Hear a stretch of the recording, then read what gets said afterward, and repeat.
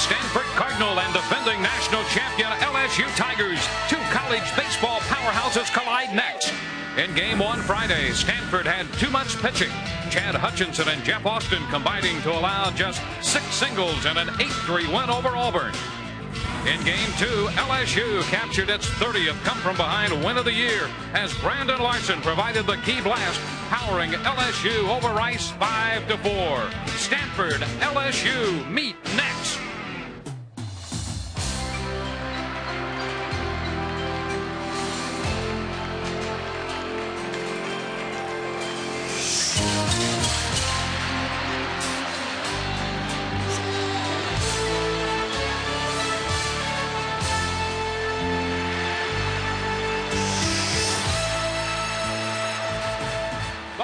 The 51st Annual College World Series continues with second-round action from Rosenblatt Stadium. Today's matchup, the LSU Tigers against the Stanford Cardinal.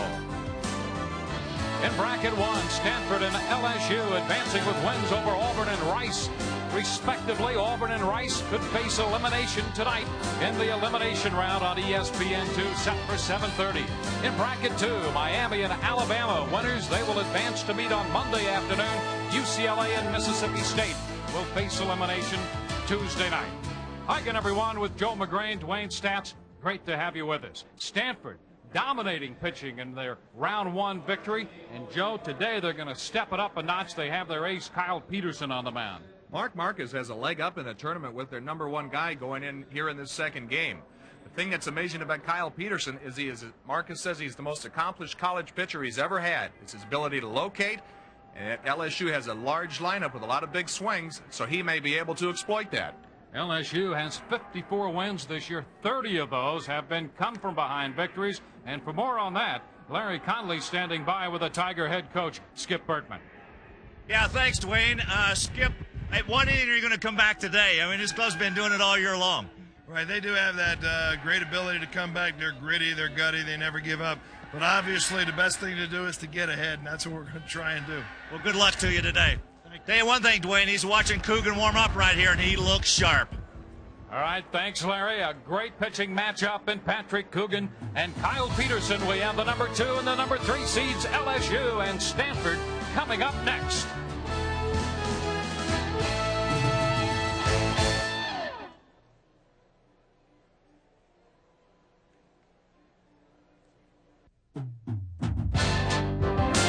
ESPN's presentation of the NCAA College World Series is brought to you by AXA, a world leader in insurance and investment. AXA, go ahead. You can rely on us. And by Train. It's hard to stop a train. We have an absolutely gorgeous day in Omaha, Nebraska at Rosenblatt Stadium for this matchup between Stanford and LSU. And for EA Sports, here is the starting lineup for Skip Bertman's LSU Tigers. A power-laden lineup, and with the exception of Furness and perhaps McClure, we might see the Tigers do a little running today out of this lineup. They do have some speed, but you have to watch out for Brandon Larson, who leads their team in home runs. He set an SEC record and a team record. A pretty good home run hitter there before in the name of Albert Bell. They'll be facing Kyle Peterson, another homecoming here in Omaha for Kyle Peterson.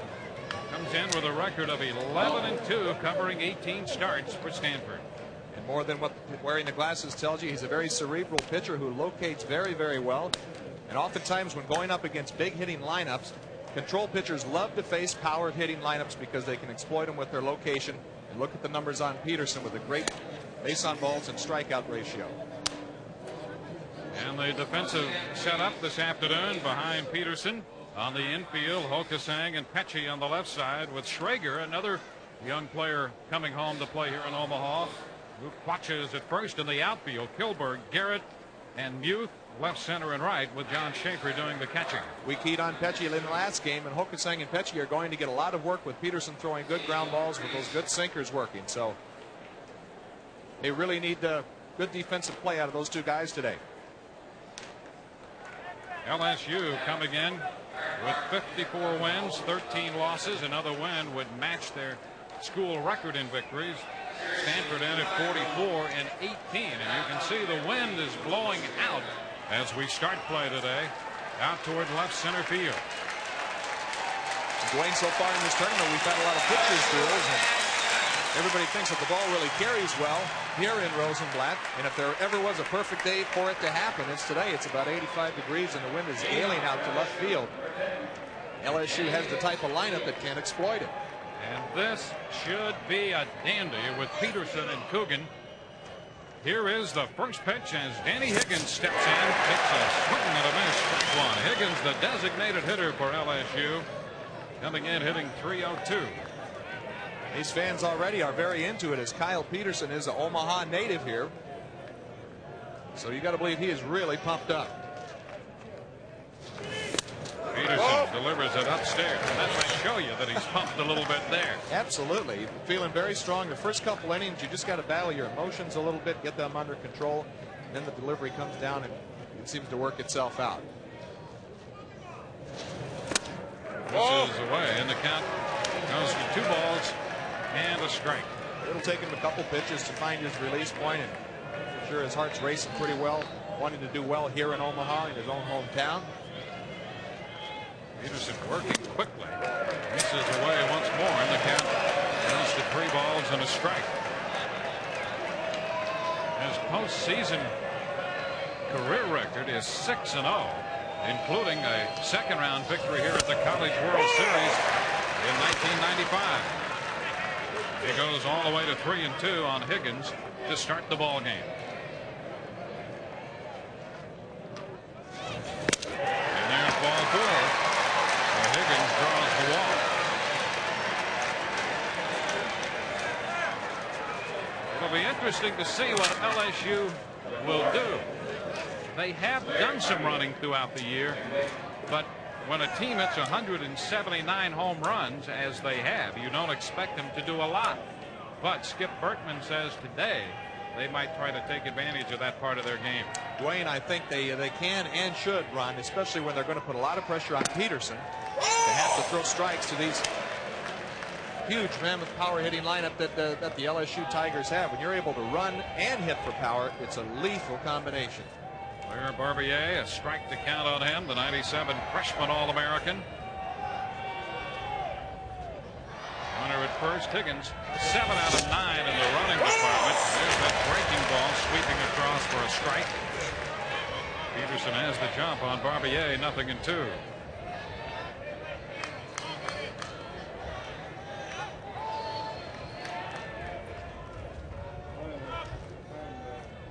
Runner at first, nobody out. Top of the first. Fly ball popped down the right side. Going to be a foul ball. And out of the reach of Butte, the right fielder, and Quacha racing out there from first base. Down still 2 strikes.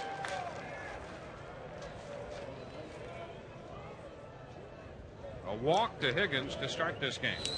And Peterson, you can see looking at that hat, it's not like in the big leagues where you just go in and get a new hat, and often also he is 6-0 in the postseason, so it may be a good luck charm for him.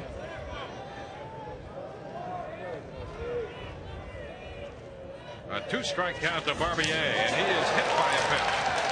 That's the 11th time this year that Barbier has been hit by a pitch. So a walk and a hit batsman.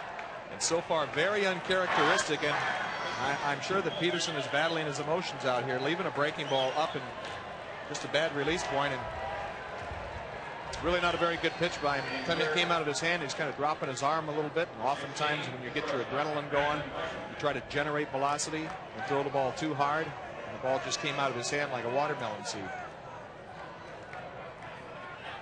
2 men on with nobody out for Brandon Larson, who belted the big home run to give LSU the win over Rice in the opening round. And a line drive base hit into left. Higgins on his way to third. The throw to the plate is caught. 1-0 LSU. Back to third, and out there Barbier caught. Higgins scores on a base hit by Larson, who jumped on the first pitch and drove it into left. Peterson in a little bit of a jam and trying to get ahead of him. Throw was cut off, and runner on second gets caught in between no man's land. He had every intention of going to third. Here we get her cutting off the throw, and you see the LSU Tiger just comes into the picture over here on the high right, and no chance. And a poor base running decision. The play goes 7-5-6 with Pesci, the third baseman, putting the tag on the runner at third. Barbier cut down there with Eddie Furness, the cleanup hitter, due next. You can see LSU has been a great first inning team, outscoring the opposition 105-51. And they have a run home in the first inning today. And if they can get out to a big lead, it's certainly going to make it very difficult because, as you mentioned earlier, Dwayne, they have a lot of pop in their lineup and a relentless scoring attack. Tom Dunn now trying to help Peterson settle in. Here's Eddie Furness. Runner goes, and the throw is not in time. Larson picks up his 9th stolen base of the year, and so the Tigers pick up that steal. You're exactly right, Dwayne, and Skip Bertman said that he was going to run a little bit today, and he does get a very good jump, and it's a great time to run after the pitching coach has been out and the pitcher's just focused on throwing strikes and getting back to what he was doing. It's a great time to take advantage of his lapse in concentration because he had a big lead and a great jump.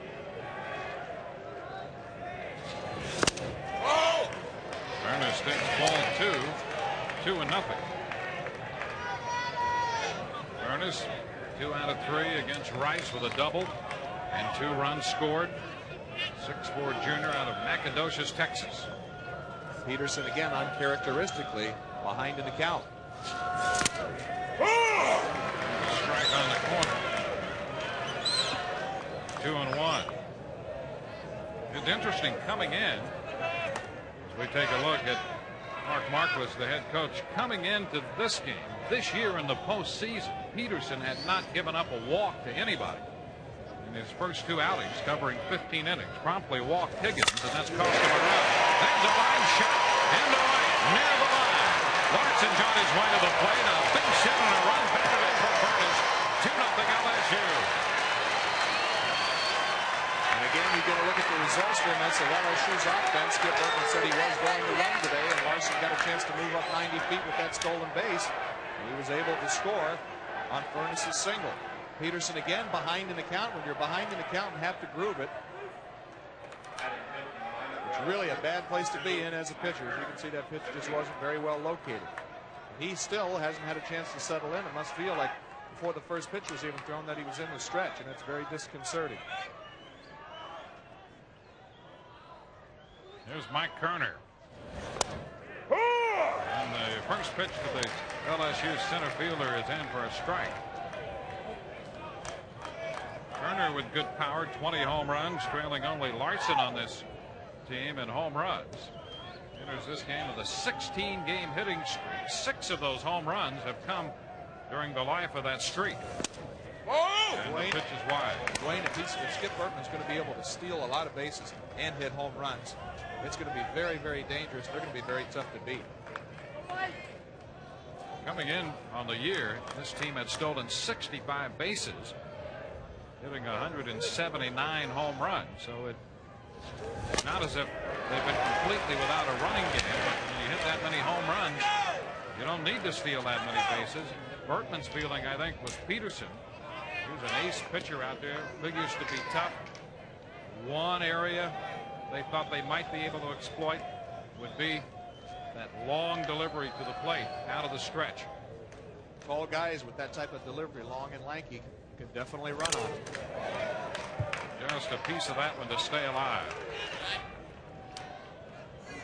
2 runs home, the walk to Higgins. Barbier was hit by a pitch, but he was cut down to third on the RBI single by Brandon Larson. Larson swiped second and was singled home by Furness, who's set up at first now with 1 out. You can already sense that there's a lot of intensity surrounding this game here in Omaha. I think a lot of the people may believe that the national champion is may eventually come out of this game. A ball, 2 strikes. High popper. Okasang chasing it back to third, not going to have a play. And the count still 1 ball, 2 strikes. LSU not only with power and some speed, and they have their ace on the mound, but they have the veteran presence when it comes to the College World Series, Joe. 15 of the 25 players on this team have made trips to the World Series before. And that can be very intimidating to other ball clubs, although Stanford is a very mature team as well. They do a lot of the little things very well, like most Mark Marquis's teams. Very fundamental. Pitching, defense. However, Mark Marquis says this is his best offensive club that he's had. And it's not as if Stanford is inexperienced in postseason play. The fellow on the mound today, Peterson, again was here in '95. Oh! 2 balls, 2 strikes. Yeah, Stanford were back-to-back national champions, and I believe it was 87, 88. If that's not correct. I'll get it right, but I think it was 87 and 88. You're correct again. Thank you, sir. 2-2 the count. Liner up the right side again. Muth after it. Furness on his way to third. He will be held there on a double by Kerner. Well, the Tigers coming out swinging. And Dwayne, so far, Kyle Peterson hasn't missed many of the LSU Tiger bats, and this is very concerned pitching coach and Mark Marquis. And that is where he's been getting hurt, leaving the pitch up in the strike zone. This is a great look at it right here as the umpire's eye. Those pitches tend to go a long way, and that is not where he likes to be successfully pitching. He is best when he is locating down and away to right-handers, and I think still he just hasn't got comfortable, and it's right at the beginning of the game he was in the stretch. There's only 1 out in the inning, and that was the runner thrown out at third, so Peterson still has not retired a hitter himself. First pitch to Trey McClure is inside, ball 1. His poise has been one of his strong suits. Skip Bertman was saying he doesn't expect that Peterson will ever be rattled. There's a ground ball. Pesci, long throw from Shuri. Nice play. Pesci, a fine play as Furness crosses the plate with the 3rd run of the inning on a sharply hit ball by Trey McClure. That was big league all the way, although Furness did score. We've been keen on Pesci and Okasang and being great defensive players, and this is as good as it gets right here. Sliding so he can get to his feet quickly and getting rid of it. Having the virtue of a 6'5", 6'6" first baseman makes it a little easier, doesn't it? Great play. Now Tom Bernhardt. And the pitch is a strike. LSU with a 3-run first so far. And Bernhardt up there hitting .313. 26 pitches so far in this inning for Kyle Peterson. Something on that.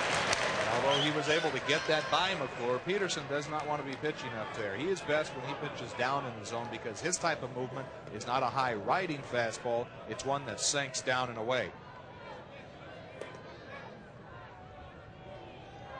A 2-strike count to Bernhardt. Jammed and a roller out to second. Schrager up with this one, and that will take care of LSU. So Peterson recovers to retire the side, but LSU comes up with 3 runs in the top of the 4th. And they will carry this lead as Stanford comes into bat in the bottom of the 1st inning. And we'll take a look at the Cardinals starting lineup, brought to you by EA Sport. This lineup, a combination of some speed and some power, more power this year than any Stanford club of the past. Mark Marquis does think that this is his best offensive club, and with John Schaefer leading his team with 20 home runs, Stanford has hit 99 home runs this year. So Schaefer, if I'm doing my math correctly, represents about 1/5 of that. And Patrick Coogan, the ace for LSU, goes to the mound. A 13-game winner for the Tigers this year. 13-3 and 2 saves in the mix as well. A second-team All-American. And a lot like Kyle Peterson, you look at the numbers. Great strikeouts to base on balls ratio. He throws in the low 90s with a great fastball and a big curveball. Has a similar build to another big guy that came out of LSU, Ben McDonald. A defensive alignment behind Coogan. McClure and Larson on the left side. Barbier and Furness on the right side with Davis, Kerner, and Bernhardt in the outfield. And Clint Earnhardt will do the catching. And again, Brandon Larson there playing shortstop. Great power hitter and also very good defensively as well. These two teams are fundamentally do a lot of things very, very well. They're very, very skilled and accomplished teams. And the reason they're here and the success that they've had certainly illustrates that.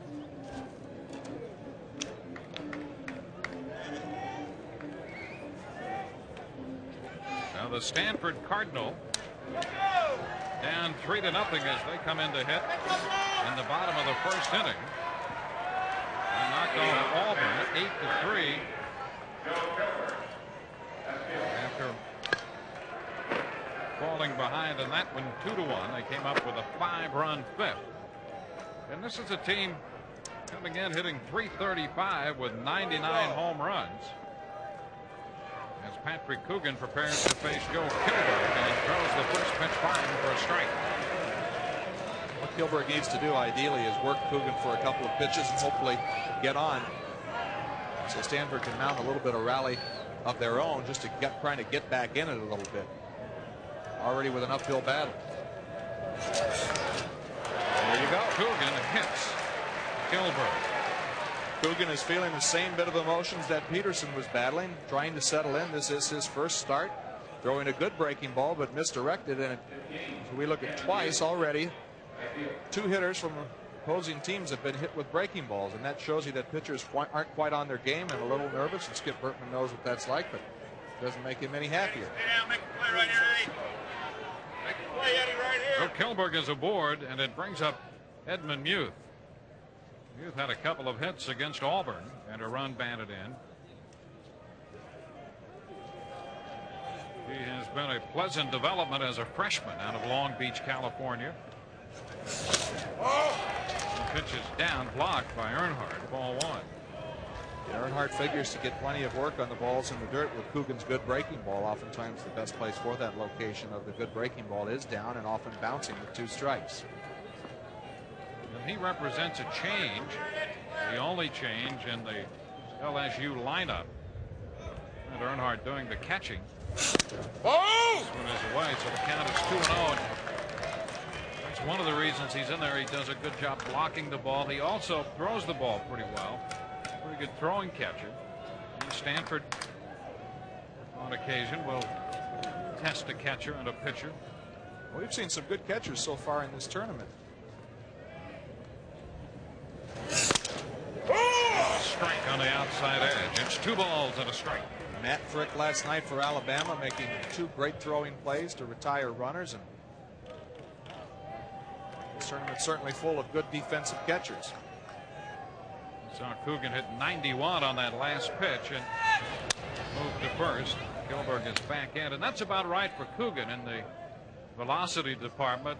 He'll hit the 90s. Good hard breaking ball. And another thing, we saw him pumped up as he came out. He's working with 5 days rest, so they figure he'll be well rested. Sometimes maybe too strong. He throws that one by Muth, and the count is 2-2. And a lot of guys coming from regionals. A lot of pitching staffs are a little tired, but this is some 91 Express right by him. You've got to turn up the dial a little bit if you're going to try to catch that, especially when it is up in the zone. Oh! Up and away. 3 balls and 2 strikes. You can hear him grunting, Dwayne. He's not leaving anything in the bag. Good fastball established already, but I think one thing Mark Marcus will be thinking about, even though he is down 3-0, is to not be conservative. They've had success getting those guys on early and stealing. I think they should still stay the course. 3-2. Foul out of play. Kilberg was not breaking on that pitch. Muth fouled it away. Used to say in baseball past, you don't want to try to run yourself out of innings. You've seen a lot of teams, especially from the major league level, St. Louis Cardinals in the mid-'80s, develop offenses by stealing and stealing and stealing, regardless of what the score is. And I think Stanford will do the same thing. The 3-2. Scouted into the left. Wes Davis toward the line is there and makes the catch for the out. That's the first out. And we should mention that the philosophy of the college game will naturally be different from that of pro baseball and the major leagues. And as a result, you might see more teams do a little running even though they're behind.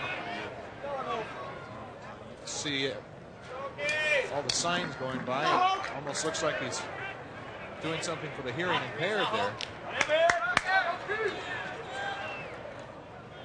One on, one out for the third baseman.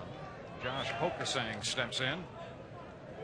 Hokasang, 371. Quick move to first, and Kilberg is back in. That's one thing about Coogan. He's not that great at holding runners. He is long to the plate, but he has a quick move.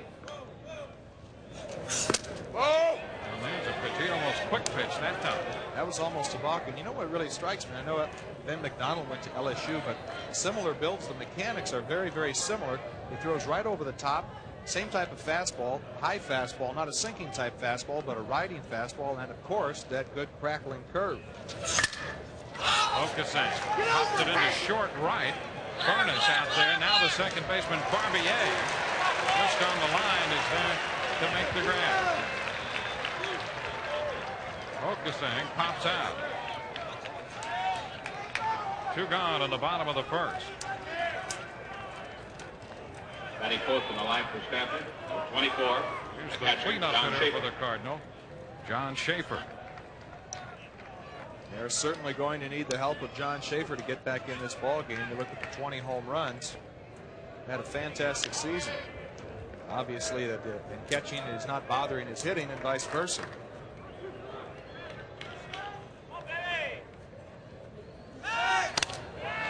First, Gilbert in again. And Mascoro on the call over there. Al Davis is calling the balls and strikes in this game. LSU with 3 in the first. Stanford batting bottom of the first. There goes the runner.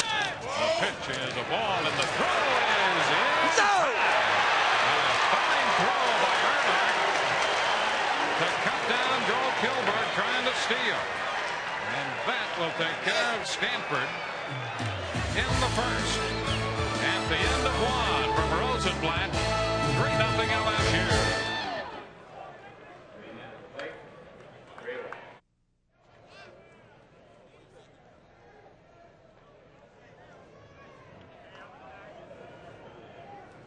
LSU out in front at the end of an inning. It's 3-0. Joe, LSU doing a lot of things right through the first inning. With a long delivery of Coogan and a breaking ball, Kilberg picking a good pitch to run on. Great release. No chance. And he got a good jump, too. Talking about the fine catching we've seen so far. There's a continuing story of that.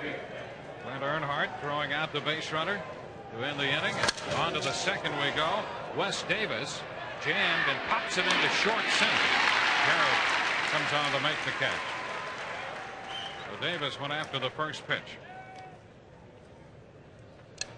Had a good job by Peterson settling in, getting that leadoff guy out. He probably thinks, all right, I've given up the 3 runs. Let's forget about that. Go on to work on these guys. He'll face the LSU catcher. Earnhardt batting .222 for the year. And a strike. But if he can continue to throw the way he has, Earnhardt, a sophomore, there's a base hit to the left side.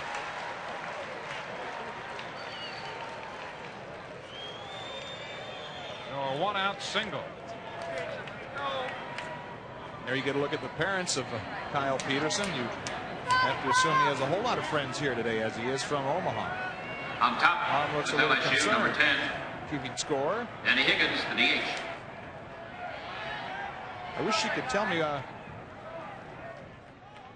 how do you What determines earned run average anyway? What determines an earned run? I've never been able to figure that out. It seems like the scoring is different on that all the time. Okay. It's a swing and a miss. What, like a moving target or what? Yeah. What does that mean anyway? The ground ball to the left side. Pesci cuts it off, tries to make another great play, but it's not in time.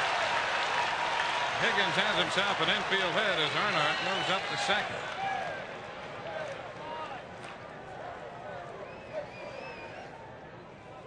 That's 5 hits for LSU now.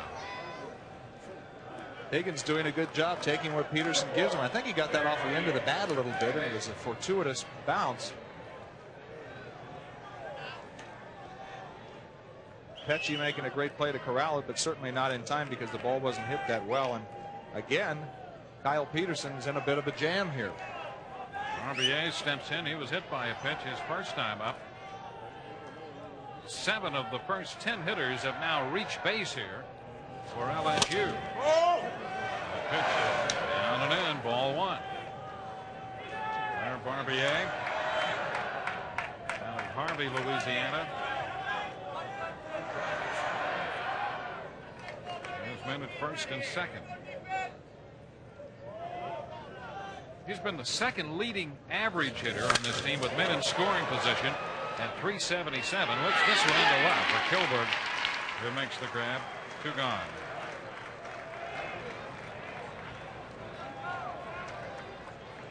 LSU breaking out in front with a 3-run first. They have 2 men on and 2 men out in the second.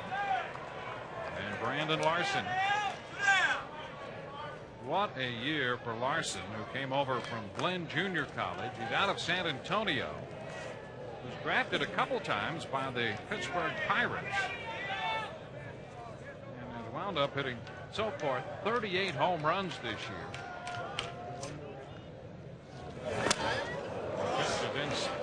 Ball 1. I was getting ready to say, and he is very, very strong and can hit the ball a long, long way, but it's pretty difficult to do that from the seat of your pants. See, in 95, he hit 5 home runs at Glenn Junior College, 10 last year, and really thought 10 would be a realistic goal when he came to LSU this year. Well, he took care of that pretty early. Something we see a lot here in college is guys get access to better weight rooms and lifting and filling out and becoming a lot more stronger, and he is very, very strong.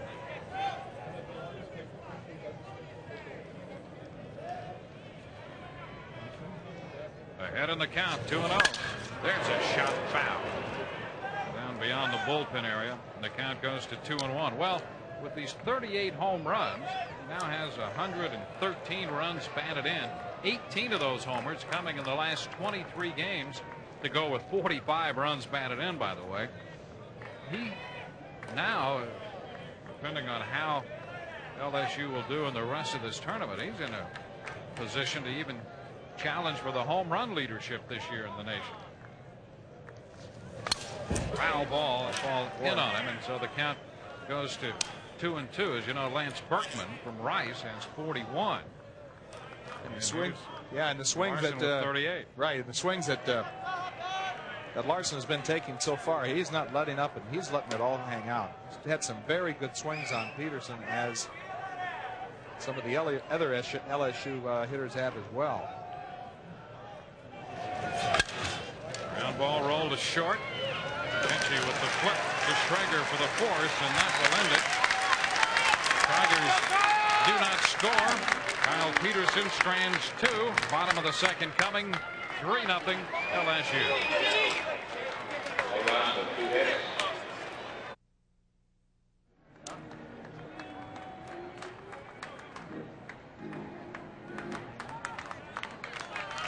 It's a 3-0 ball game as we go into the bottom of the second. LSU leading.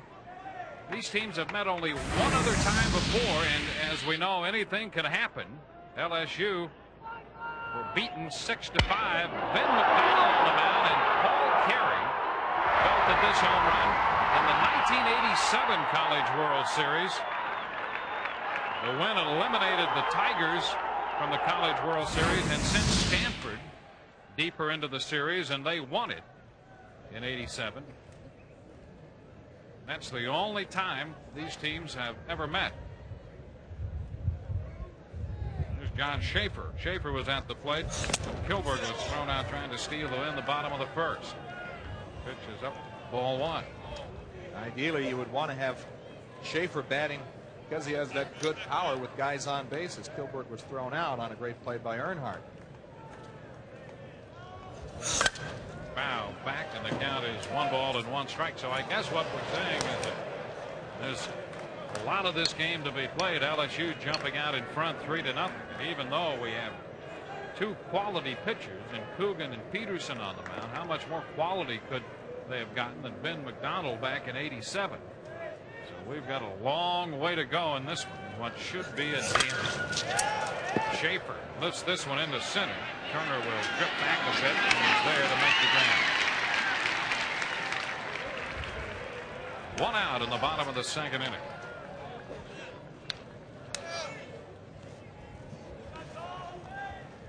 LSU with 1 more win would tie the school record for victories. That's also an SEC mark, 55. And now the record 54-13 in '86, '89, and again in '91. They won as many as 55. Here's John Gall, the DH for Stanford. Coogan starts him with a strike.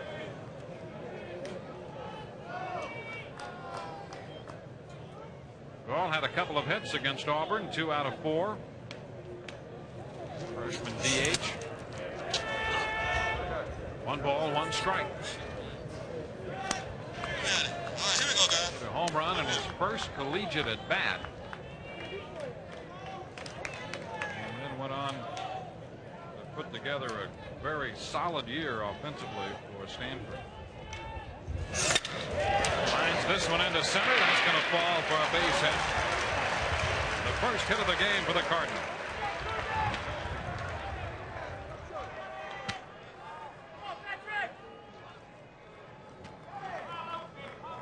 Coogan throwing a fastball right down the middle of the plate. All staying on the ball. You know, looking at Coogan again, I'm going to recant what I said. He reminds me a little bit of Kevin Brown, the way he kicks that leg back towards second base. Very, very similar deliveries. As most of you know, Kevin Brown is as nasty a right-hander as you're ever going to see. That little hip turn right there that he makes, very similar. It's a little hip turn with a little hitch in it, a lot like Kevin Brown. First pitch to Garrett is a strike. See where he just kind of pops his hips right here, gets that shoulder up to release it over the top. If he can develop the kind of stuff that Brown features, look out. I think everybody's envious of Kevin Brown's arm. Nothing in 2. Quick strike from Jody Garrett.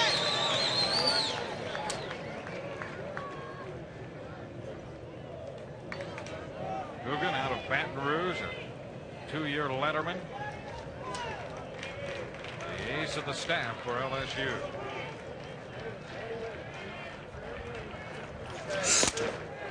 Oh, 1 ball, 2 strikes. Schaefer went out to center. Gall single. Garrett, just a sophomore, had a great first half. Tailed off a bit in the second. First.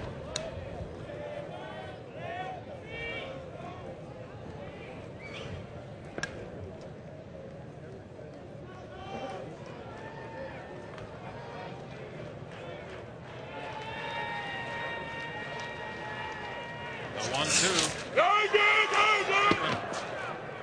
Did it hit him or not? Nope.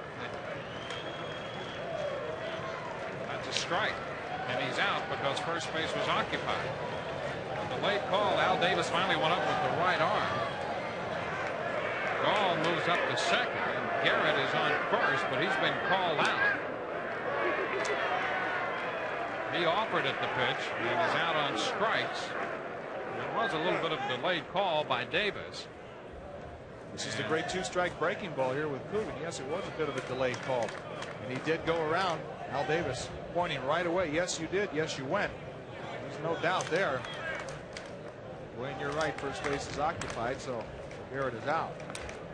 And Gall advances.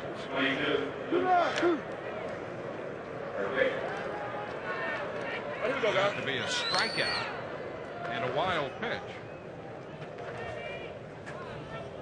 So Garrett is out of there. Gall winds up at second, and here's the first baseman, Luke Quachu. Mark Market says Luke Quachu is their team leader. At 6'6", I'd say he's also their enforcer, too. That's a strike. Well, here's their first opportunity to score, and it's going to take a 2-out hit. Peterson can get settled down, and they can get one here. Kind of chip away a little bit. I think Mark Marcus will be pleased. Quachu had 3 hits against Auburn. He was 3 out of 4. Oh! And this is the matchup now. Coogan and Quachu with 2 outs in the second inning. 1 ball, 1 strike.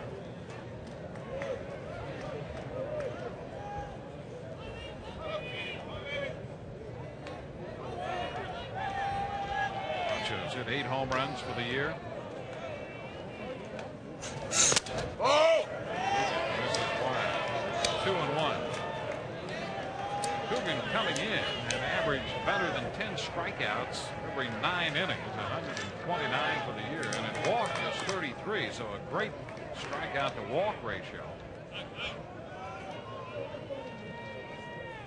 Two-1 and a ground ball deep short. Larson's throw is big to retire the side. Brandon Larson takes care of Luke Quachu. We have gone through 2. Furnace, Turner, and McClure do. 3-0 LSU.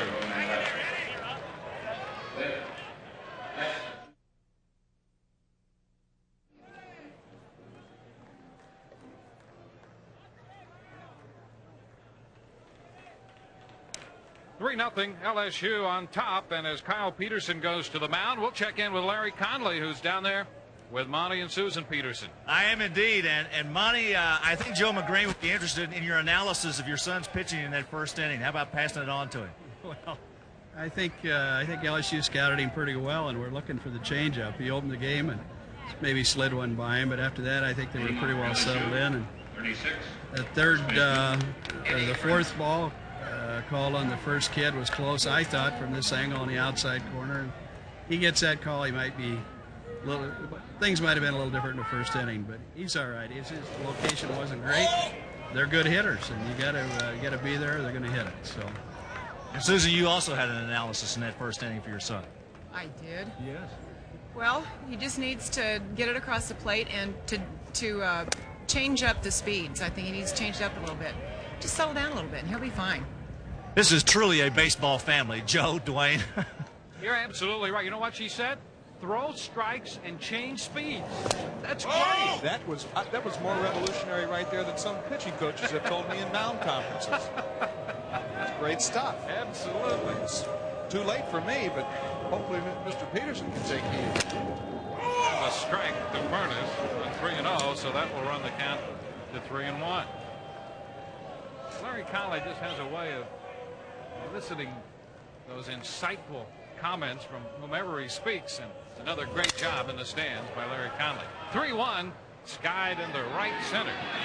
Son will be a little bit of a problem, but Garrett is there and takes care of it. 1 gone on the top of the third.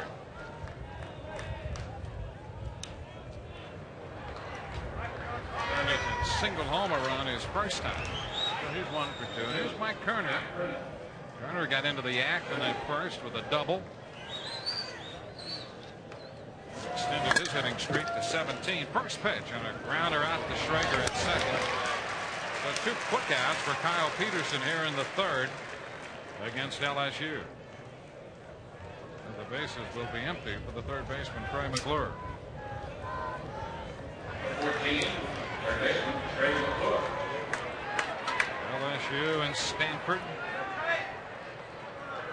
A great matchup here at the College World Series in Omaha, where we have a beautiful day. It's 81 degrees, light breeze blowing softly out towards left. The pitch is a ball, 1-0.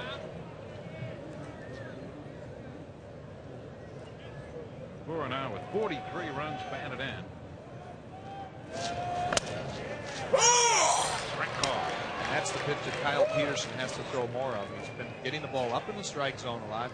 Just a little nervous probably. Get back down to locating down in the zone and let that good sinker take over. Popped into right. Schrager out. Muth in trouble.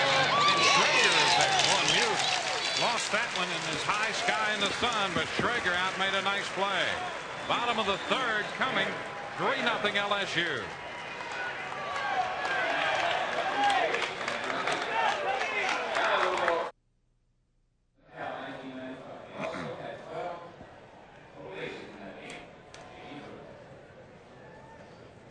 Bottom of the third coming. 3-0 LSU out in front. Stanley Cup Finals will continue Tuesday on ESPN. The Flyers trying to even the series before heading back to Detroit. Detroit 13-0, by the way, when one of their Russian players scores a goal. Last night, Sergei Fedorov got into the scoring act. Curtis Schrager takes the first pitch in. Schrager, the second baseman, he made a nice play on that ball in the top of the third. The ball hit by McClure. Oh! Too low. Reminder on the hockey coverage, by the way, begins Tuesday 7:30 on ESPN with Quest for the Cup.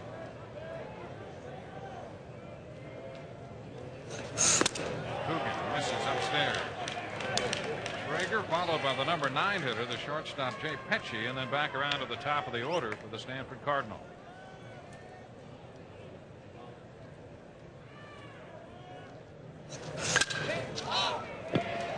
Hop into short center. Turner is there to make the grab. Get a chance to look at the good breaking ball of Patrick Coogan. As you can see, fingers are on top of the ball where most good breaking balls are thrown, right there. See the axis, fingers on top of the ball. Allows you to get that good release point. You can see the great rotation. You can see, whoops, spinning on that axis. That's where the best breaking balls come out of it. They come up with that type of tilt right there. And the first one is in there for a strike to Petchy. Petchy has his average over 300. He started the College World Series at 299, but had a couple hits in the Auburn game. 2 for 4 with a run batted in and a run scored. Coogan showing he can be tough. That is a nasty breaking ball he's throwing. If he has that in play, it's going to be very tough for Stanford to mount a rally, because that is a great equalizing pitch. The 0-2.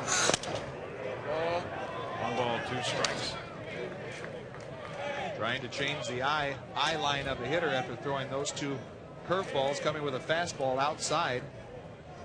Is he trying to set up another curve? Wow, you're talking about no chance.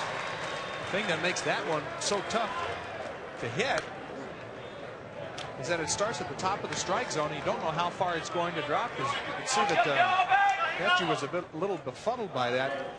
Starting high in the strike zone, and you can't give up on it because it may be a called strike, and it was a ball, but that is tight, nasty rotation right there.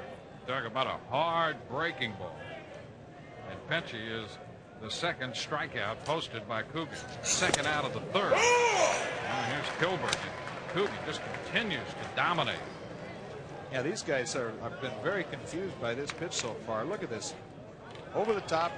And the reason his curveball is so good is because he throws from such a high angle. Yeah, back to the mound. Coogan throws a strike to Furness, and it's a 1-2-3 third for Coogan against Stanford. 2-3, LSU 3, and Stanford nothing. Fast College World Series. Like your help today and welcome.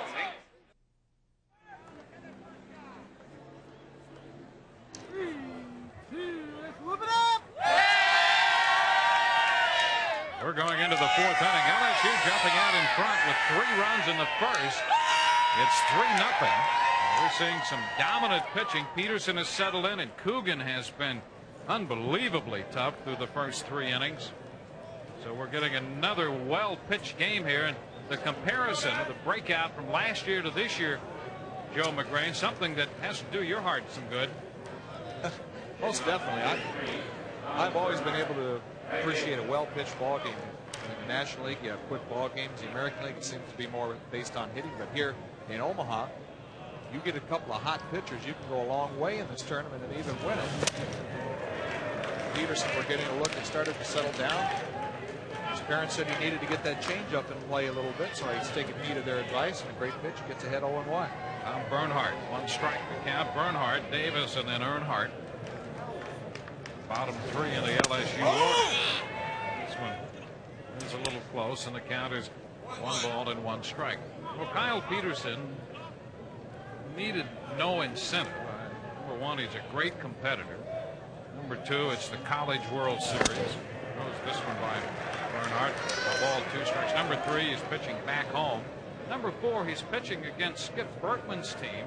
Bertman, the coach of Team USA last year, and it took Peterson a while to get over not being selected as part of that team.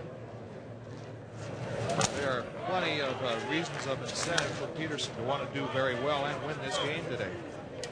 On Bertman's behalf, he has great respect for Peterson and his ability, but there are only so many spots on that Team USA staff. And there were a lot of good players, good pitchers, not on the team, and Peterson turned out to be one. Now Bernhardt with a double down toward the corner. Gilbert returns it to the infield, and Bernhardt picks up his 6th double of the year. With Peterson pitching today so far, there haven't been a whole lot of cheap hits. He's just been, the thing that has made him so good in the past is his location. Now he's throwing strikes, but he's what we would call wild inside the strike zone and missing his location. And when he does, the pitchers get up and they become very hittable. So Peterson touched for a leadoff double in the 4th inning. But here's Wes Davis.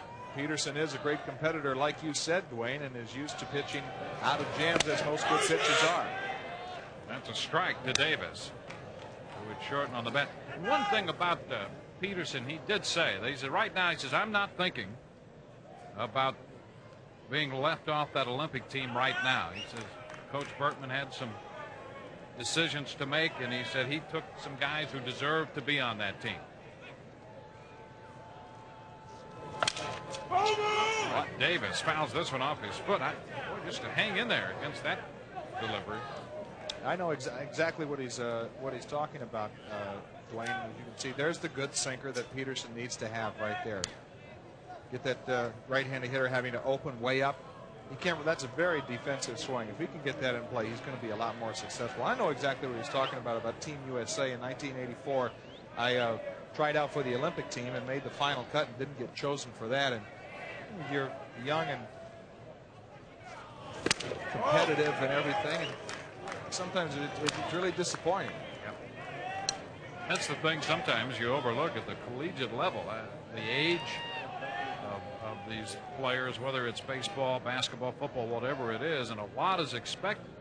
And to be able to handle that the way Peterson did, he admitted he was disappointed. It took him a while to get over it, but he utilized that as an incentive to go out and continue to prove what an outstanding pitcher and competitor he is. And by the time he got here, and as he winds up facing LSU, he tries to put that away and concentrate on the game at hand. A chopper to the left side, and they're going to go to third.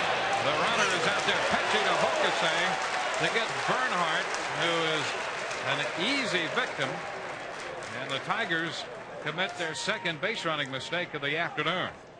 One of the oldest bromides in baseball, never make the 1st or 3rd out at third base, and I don't understand why Bernhardt was trying to advance on that play. That wasn't even going to be close.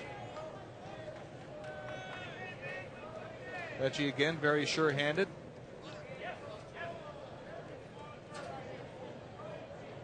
We get a look at it from the third base coach's eye. That's great shot right there. Now man at first with 1 out. Davis does have some speed. Stole 11 bases this year. Has been thrown out 4 times.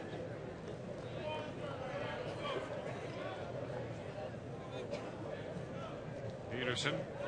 Keep an eye on him. Davis back in. Wes Davis, the son of the late outfielder Ron Davis, who played for the Astros and the Cardinals. His father had a little speed and was a pretty good defensive center fielder. That is any indication. Wes Davis should be able to run very well too. There he goes, and the pitch is hammered back into left. Way back, Gilbert looking up, and that ball is gone.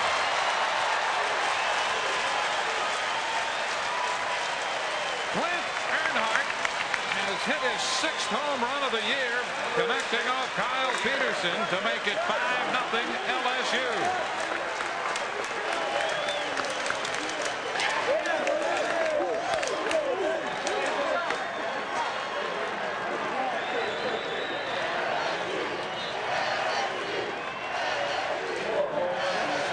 Davis was running on the pitch, but he didn't have to run very far as Earnhardt takes that high fastball.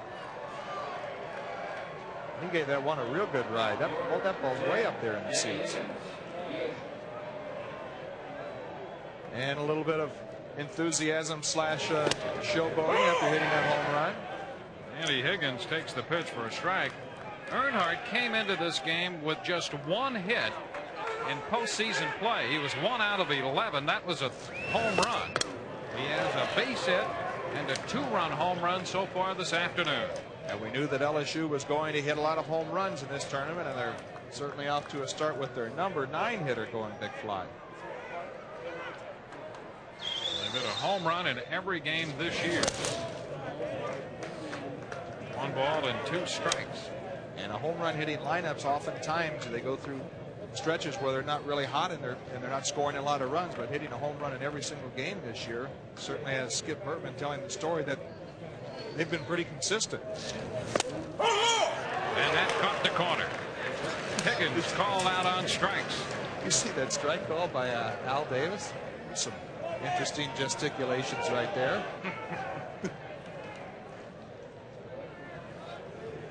Great fastball down and away. Oh yeah, that's a Michael Jackson breakdance move right there. First time we've had a chance to see that, as that's the first call 3rd strike by Kyle Peterson. So Peterson, 146th strikeout. That's a Stanford record now. That's in great company. There's been some great Stanford pitchers there. Where Barbier sends this one into center field on a 1-0 pitch, caught by Garrett. That will retire the side, but the home run by the catcher Clint Earnhardt, and boy did he connect. A 2-run shot. We'll go into the bottom of the 4th. 5-0 LSU.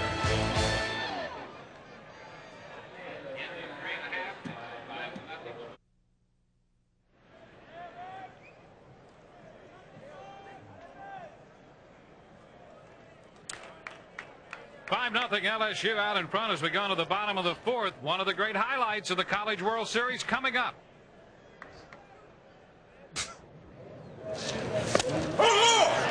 Davis, the plate umpire. You know, that's like Freddie Patek and Frank Howard being in a fight, and Patek trying to throw a punch at Frank.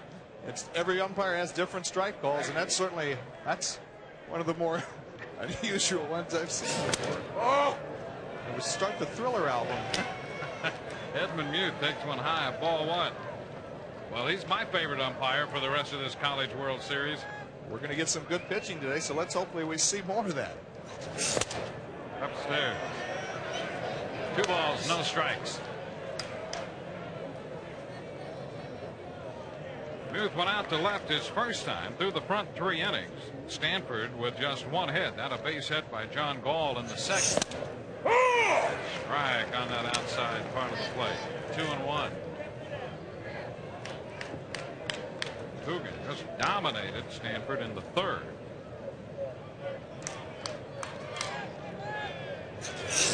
A little inside and down perhaps, and we go to 3-1.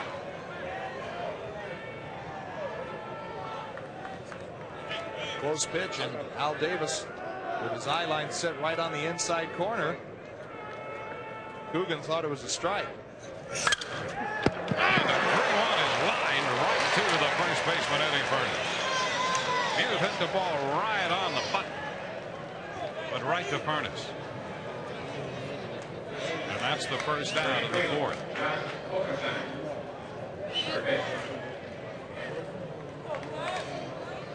Josh Hokasang, the third baseman. Hokasang came into this College World Series with a 15-game hitting streak. He was 0 for 5 against Auburn and 0 for 1 today.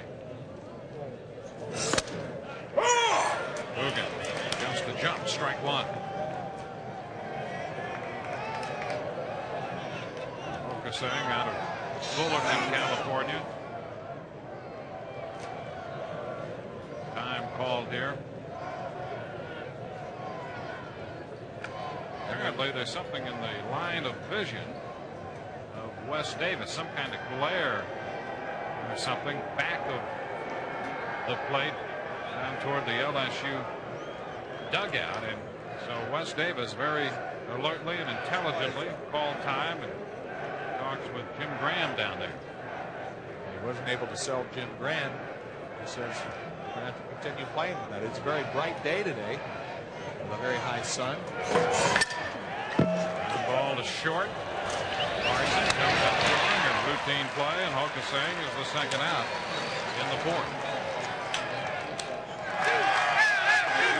7 in a row retired by Patrick Coogan. The Tigers in town with a lot of their fans here. As Marty Aronoff, our statistician, reminds us, most of them at our hotel. Yeah, Dwayne, we better be pretty nice to these guys because we are right in the heart of Tiger country. Coogan throws this one by Schaefer. Strike one. Well, that's great company. There's always something going on. Trying to say that they're loud, Dwayne, or what? That's a very political way of saying that. Nothing in two. They're up here to have fun with this team, and it's become something of almost a yearly trip that they make following the LSU Tigers to the College World Series. This is the 9th College World Series for LSU in 12 years. Now it remains 2 strikes on Schaefer, including national titles in '91 and '93 and last year in dramatic fashion. I think that obviously has a lot to do with why they are probably the most representative fan-wise of any team here in this event. Back on that corner. Another 1-2-3 inning for Patrick Coogan. He's retired 8 straight. We've gone through 4 with LSU leading Stanford 5-0.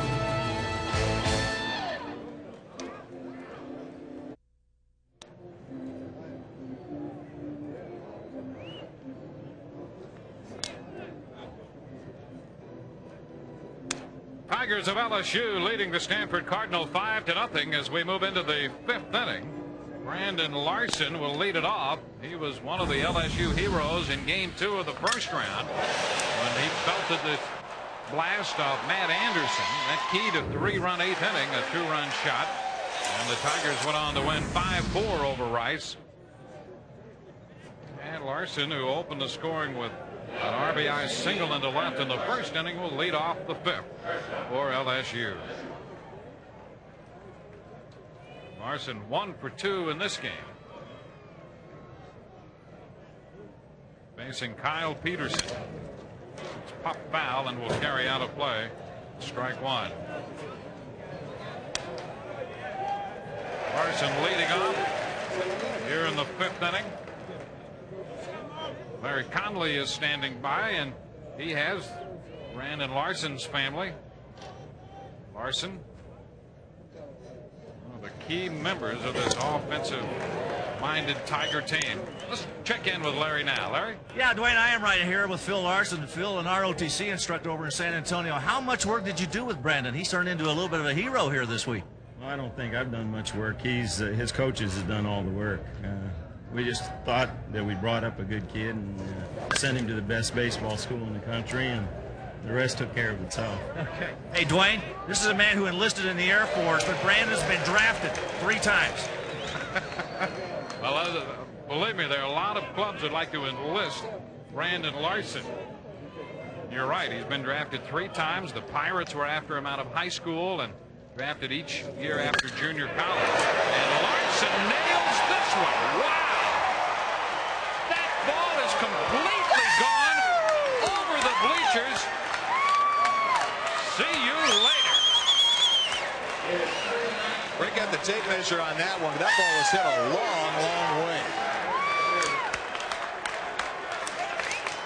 That's his 39th home run of the year as he continues to try to win that home run crown. We mentioned before, Lance Berkman of Rice has 41, and here's number 39 for Larson. Hanging curveball right in the middle of the plate, and those tend to go a long way. And we said in the opener earlier in the broadcast that he can hit the ball a long, long way, and he certainly showed us right there. That ball was torched. Billy Furness lifts this one down the left side toward foul territory, and out of the reach. Gilbert over from left field, no play. 1 strike. Well, Larson really nailed that one. He has a powerful, aggressive approach to hitting.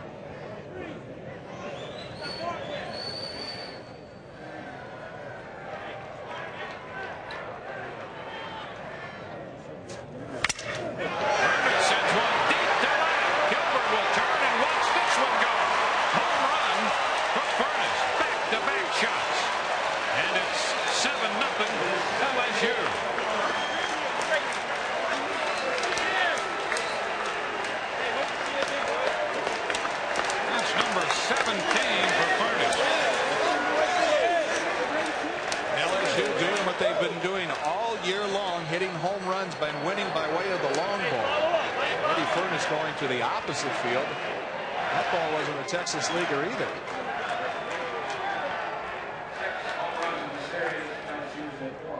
Pitch down and away, and you can see by the downswing on it creates a lot of backspin, and the ball just carries and does not want to come down. And there is no action in the Stanford bullpen as Mark Marcus is going out to talk with Kyle Peterson. And I'm sure before the game that he didn't imagine it becoming like this with he being Stanford's best pitcher. Peterson has given up 13 home runs in 135 innings all year. And in the last 5 hitters he's faced, he's given up 3 home runs to LSU. I think he here in Omaha wanting to do very well with it being the College World Series, and I was reading the local papers here. He's also been keeping a diary here of his days here at the College World Series, and I wonder if that might be distracting him a bit. Probably not. But you're right, Dwayne. His past says he's not going to give up a lot of home runs, and you would think that would have had him matching up very well against LSU. Well, back-to-back home runs in the 5th. Brandon Larson belted an 0-2 pitch. He hit it completely out of here, and his folks knew from the very beginning that ball was gone. Who didn't when he hit it? Well, they were pumped, and then on the heels of the Brandon Larson home run, Eddie Furness took one out the opposite way. Here's a foul ball straight back and out of play by Mike Turner. Strike 1. And to not belabor the point, there's still nobody out, and Peterson has a lot of work left to do yet. 9 hits for LSU off Kyle Peterson. Strike on the corner. He's given up 3 home runs and 2 doubles to go with the 4 singles. And the left-hander in the Stanford bullpen is Tony Kogan. Sophomore, foul ball out of play, so Turner still alive with a 2-strike count. Well, this is not what the Stanford Cardinal head coach Mark Marquess expected with Peterson on the mound. Stanford figured to have a leg up in this tournament with their #1 guy. And Turner reaching for the pitch out on strike. So Peterson got ahead of him and then changed, and that ball dipping away from the left-handed hitter. It's a strikeout, Vic. This is the pitch that Peterson has been successful with lately. Good sinker. Just hasn't been working for him today. Oftentimes the ball has been up in the strike zone and the sinker hasn't been sinking. Here's the ball to McClure, Trey McClure. I always said that the hitters are going to tell you when your stuff's not very good that day. The Tigers have done an outstanding job of that. So ball, 1 strike. Well, they're the team to do it. 3 home runs today. 4 of the 6 home runs in this College World Series have been hit by LSU. 182 for the year. 2 balls and a strike. We had the game last night with Alabama and talking with Jim Wells and also in Skip Bertman. This is the style of baseball these days in college, with the aluminum bats getting lighter and lighter, and a lot of the pitchers sometimes signing into professional baseball. Foul ball off his foot. That hurt as McClure goes down. Developing lineups that are just 1 through 9 are just big boppers and just playing hitting games and trying to outscore the opposition, which obviously is the idea. You see, he has that protector on his foot to guard against things like that happening, but it doesn't. That looks like it hit him right on the top of the foot. That's smart. It's almost a catching shin guard that he's wearing there. And the count has gone to 2-2. 2 runs home on the 2 home runs. And a strike gets called. Al Davis. You don't want to say he necessarily punches him out, but that's about as close to actually punching out a hitter as we've seen. We get a look at the great breaking ball by Peterson.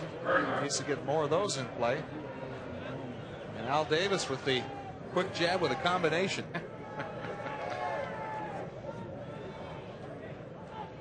I wouldn't want to be on the receiving end of one of those jabs. That's right.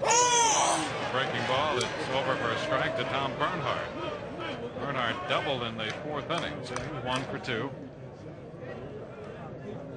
LSU breaking out in front against Kyle Peterson, 7-0. Pitch up and Bernhardt fouls it back. 2 strikes to count.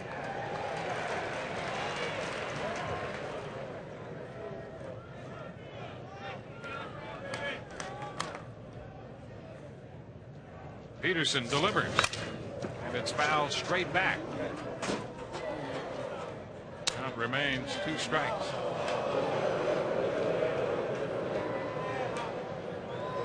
LSU looking for its 55th win of the year. Knocked off Rice 5-4 in the opening round of play in the College World Series to advance to this meeting against Stanford. Stanford winning over Auburn. Just foul back a third. Focusing up ready to make the play, but it's a foul ball.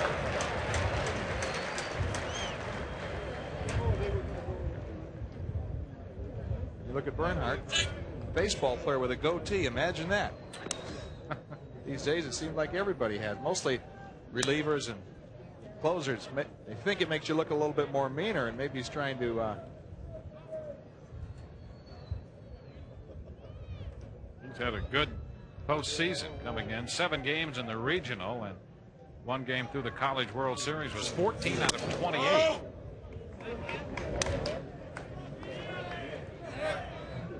A ball, 2 strikes. 3 of his 16 home runs have come in the regionals and the College World Series. Not this time. So following the back-to-back home runs, Peterson strikes out the side. But what home runs they were. Larson hit it out of the ballpark, and Furness hit one the opposite way to give LSU a 7-0 lead.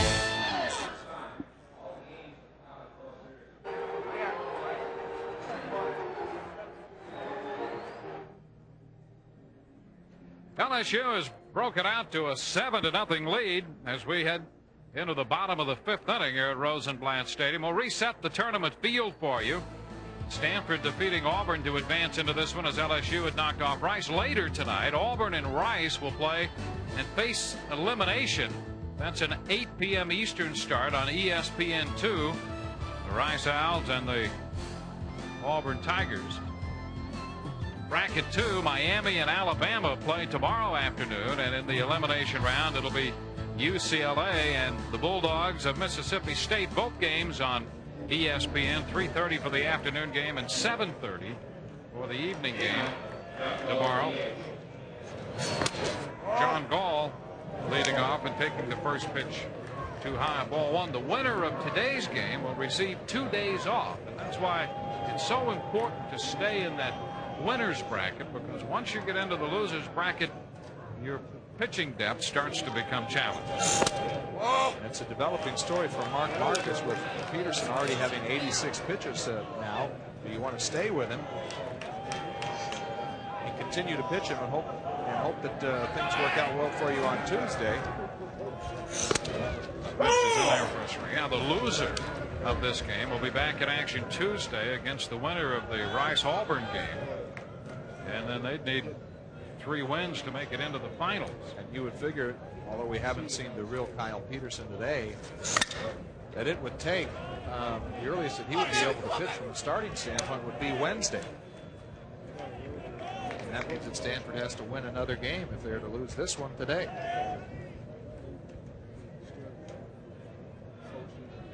Peterson touched with 7 runs, 9 hits. He struck out the side in that 5th, giving up back-to-back home runs to Brandon Larson and to Eddie Furness. Full count now to John Gall leading off the bottom of the 5th inning. Did he go? Nope, he didn't on the appeal, and there is the first walk issued by Coogan.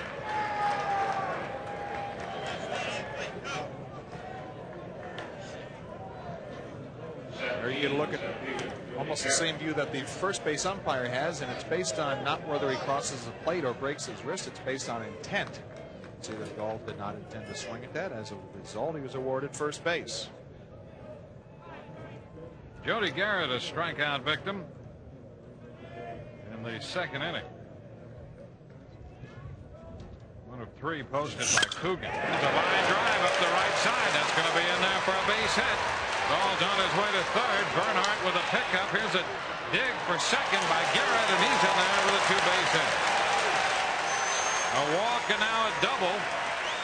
And Stanford starting to show some life. And just when we were starting to pour some dirt on Stanford and their offense, they get a little bit of a rally going here, and this is what they need to do, because it gives them a chance to know that they can score against LSU and get back in this ball game. Now what they have to do with runners on 2nd and 3rd is get a bigger rally going, or make sure that they get these 2 guys in. To be in the bottom of the 5th, they'll have 4 more chances. This is their 2nd scoring opportunity. Luke Quatcher, the first baseman, was up there with 2 outs and a man at 2nd in the 2nd inning. Now up with men at 2nd and 3rd, nobody out in the 5th. And Coogan throws a strike. Coogan has shown the ability to locate that breaking ball, and that's just not a garden variety curveball. That is a great curveball. Yeah, it's really fun to watch, and it's one of those elements of the game that's really better illustrated when you watch a game on television than it is when you're actually at the ballpark. It's a foul ball. And the count is 0-2. With that type of curveball, the element that puts in the mind of the hitter, first of all, if he throws it high, I can't quit on it because it drops so late, it may be a strike. And then, I mean, it looks like a fastball because it comes in there at that kind of tilt, but then on the lower part of the strike zone, you don't know how low it's going to go, so you end up chasing it into the dirt and out of the lower part of the strike zone quite frequently. 2 strikes to Quatcher. The ground ball, it's going to go through, a base hit. Ball will score. Over to 3rd goes Garrett, and Quatcher has an RBI single, putting Stanford on the board for the first time. It's 7-1. It doesn't take much sometimes with aluminum bats. Quatcher gets that off the end of the bat just a little bit as Coogan tried to locate up and away. Just gets that off the end of the bat. We get a great shot of it there. You can see space between the infielders. And McClure had no chance to get that. It's our shot from the mask cam as that ball slipped through the left side. You can see it on the umpire's mask there. Just a very small little micro cam, really. First pitch to Schrager is a ball. 1 ball, no strikes to count. 7-1 now. Stanford picking up a run on a walk, a double, and a base hit. First and third. 1-0 to Schrager. Skies it to center field. Turner, shading his eyes, sets up to make the catch. The tag by Garrett. He will score. And it's 7-2. Tony Schrager delivers a sacrifice fly.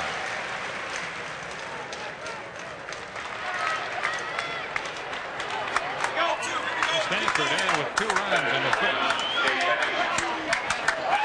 And they shouldn't be discouraged with only being 5 runs down in college baseball. You know how they can quickly get it back, and they have a great offensive team like LSU. So they can get a couple more runs here early. It really will give them the feeling that they're right back in it. Now the shortstop, Jay Petchy. Ground ball going to be fouled down the first base. Now you got that one. You got it. You're all over it. 1 out, 2 runs home with a man at first base.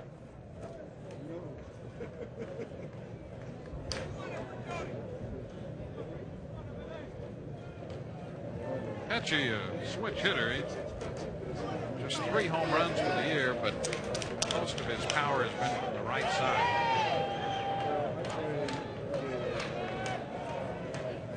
Stanford looking for base runners at this stage.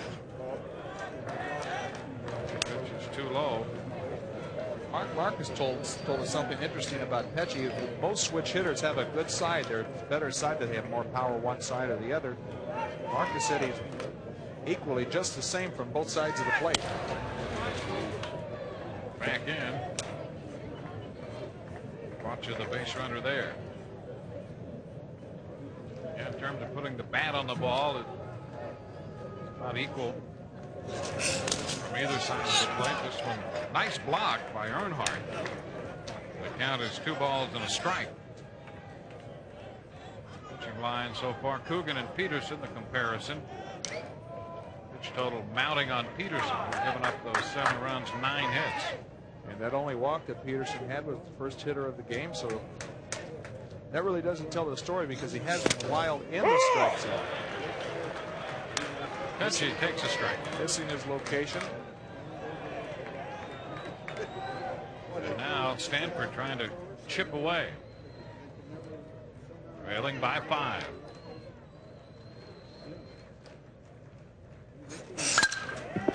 Out to second base.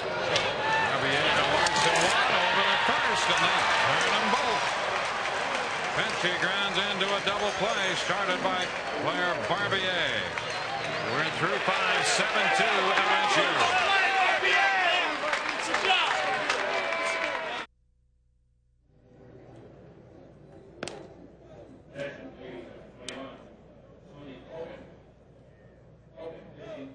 It's a 7-2 ball game. LSU leading Stanford as we swing into the 6th inning. And Kyle Peterson will be lifted after working the front 5. Perhaps with an eye toward the rest of the tournament and the way it might stack up. And the left-hander Tony Kogan will make his 35th appearance. Mark Marcus thinks that Tony Kogan is his most reliable pitcher out of the bullpen. He's a typical left-hander where he tries to finesse you a little bit. A changeup is his best pitch. He's better against left-handed hitters. Oftentimes left-handed pitchers are great against right-handed hitters because they're sinking the ball down and away from them. And a frustrating afternoon for the Omaha native Kyle Peterson, who went to the mound here in the 6th and then left in favor of the lefty. 5 innings, 9 hits, 7 runs. Peterson obviously disappointed and frustrated with the way things worked out in his stint today. And that's one thing that always bothered me as a pitcher after you're getting roughed up and you're going in there. A bunch of people want to come and they're trying to pick you up by shaking your hand and stuff. And that's the last thing that you really want or need in that position at that time.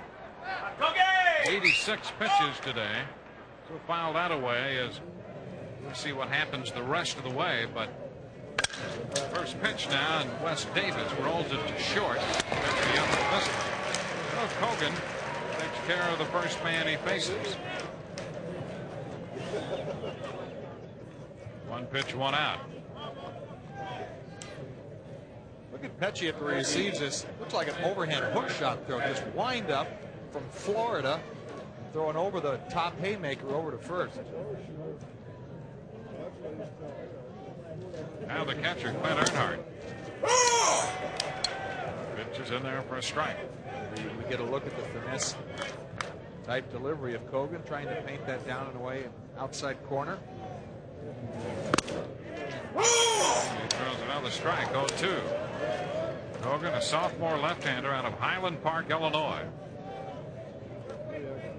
And like most left-handers, wears his hat crooked. One is outside, a ball and 2 strikes.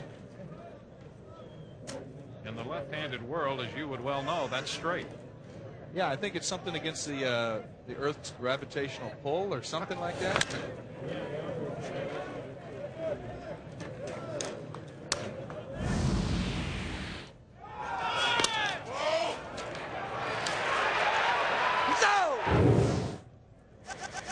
Clint Earnhardt drew out the base runner in the first and then did it on the offensive end with that home run in the fourth. Standing here in the 6th inning with a count of 2-2.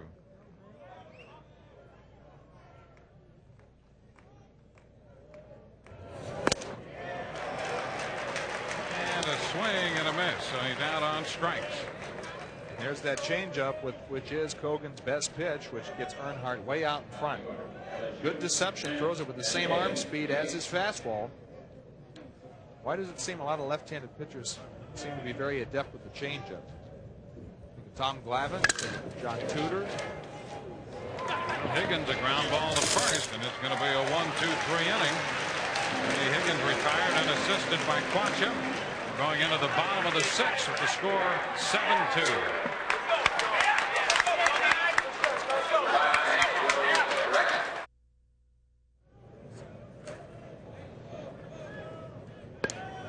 The order for Stanford, 13, Joe Gilbert. We're in Omaha at the College World Series, just outside Rosenblatt Stadium there. 7-2. The LSU Tigers leading as we go into the Stanford half of the 6th. Stanley Cup Finals continue Tuesday on ESPN. The Red Wings won last night, trying to end 42 years without a championship. Coverage begins Tuesday, 7:30 on ESPN with Quest for the Cup. Top of the batting order in the bottom of the 6th inning. Joel Kilberg leads off. And the pitch from Patrick Coogan is too high, ball 1. Hey, there you go. Blockhead. That's, I think, in lieu of sunscreen right there. Upstairs, 2-0. Well, in Wisconsin, it would be a cheesehead, but here it's something else. Kilberg, hit by a pitch his first time. 2-1.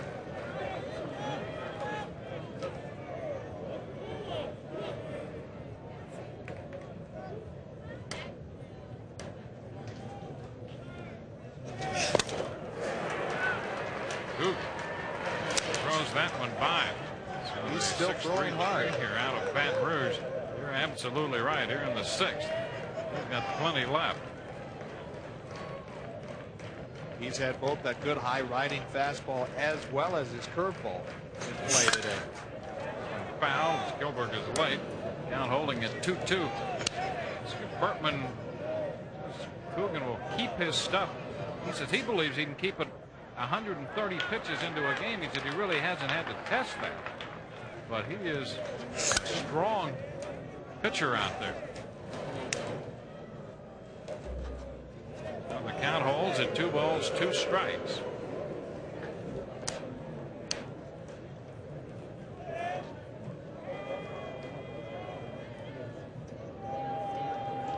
Coogan has made 70 pitches so far. And left that one a little high. Tried to throw the breaking ball, and we go to 3-2. Youth will be next, and then Hokusang. Foul out of play again. See that catcher giving the high target. He wants that good high riding fastball up in the strike zone. Earnhardt has a target that's kind of around the letters of Kilburn. Still able to offer at it. 3-2, and he got him, struck him out. Coogan's 4th strikeout of the game, the first out in the 6th. Clint Earnhardt is getting his glove up for Coogan to throw that high riding fastball. It's been very effective, coupled with that good breaking ball today, and that's just great execution. And that's exactly the angle that Larry Conley had. Larry, what's it look like from there? Boy, I'm going to tell you what, Dwayne, he is just absolutely all over that play. Joe's made some great comments, and watching him throw from down here, that fastball's got so much velocity on it, and it's not a sinking fastball, it's a rising fastball. And when he's throwing the slider, it's a real hard breaking slider. And I think the Stanford batters are so off balance right now, trying to look for that slider, and then he comes with that hard breaking curve. Boy, he's got them back on their heels right now. Larry, does he remind you, like he does me, of Kevin Brown with his delivery from Oh, very much so. The way he turns his back almost completely to the batter. Now Muth drives this one to straightaway center field. Turner will have room on the track, and he makes the catch for the 2nd out. Well, we have been impressed by Patrick Coogan so far in this game. A little trouble in the 5th when he gave up a couple of runs. That can be disconcerting to the hitter sometimes when you have a pitcher that looks away and doesn't look at you and turns his back to you, and then he comes in with some real giddy up here. Although Muth was able to give it a ride to the deepest part of this Rosenblatt Stadium. 2 outs, bases empty in the 6th. Hokusang, and that's a strike.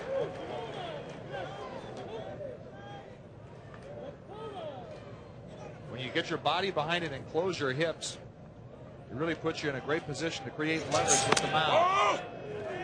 The thing that's great that I like about Coogan so far is that he is very aggressive early in the count. He's coming right after these hitters and challenging them. And with the stuff that he has, as good as it's been today, why not? 1 ball, 1 strike. Base is empty. Here it is.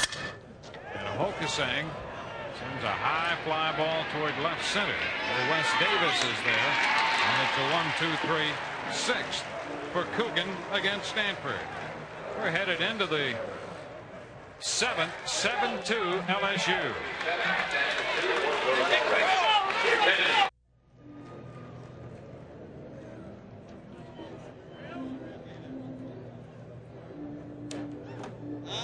With Joe McGrain and Larry Conley, Dwayne Stats from Rosenblatt Stadium in Omaha, Nebraska. 2nd round action of the College World Series, the 51st annual College World Series. A beautiful day in Omaha, 81 degrees when we started play. It's a light breeze in the ballpark. And as we head into the 7th inning, LSU will come into bat, leading 7-2, facing left-hander Tony Kogan. And Blair Barbier, the 2nd baseman, takes the first pitch in there for a strike. The LSU, Dwayne, has been as impressive as any team that we've seen so far here in Omaha. Right back to the mound, knocked out by Kogan, and the throw to first is in time. Brings up Brandon Larson in the 5th. LSU with back-to-back home runs together. Larson started that on an 0-2 pitch when he hit it out of the ballpark beyond the bleachers in left center field, and then Eddie Furness followed that with an opposite field shot of his own, his 17th home run of the year, for the 6th and 7th runs of the afternoon for LSU. Larson taking the pitch down, ball 1. So Larson with a couple hits today, including his 39th home run. Just a piece of that one foul, and the count is 1-1. You can see the way Larson's swinging it. He wants to try to hit one further than he hit the last one. He is turning it loose, and it should make him very vulnerable to Kogan's changeup, who has a very good one.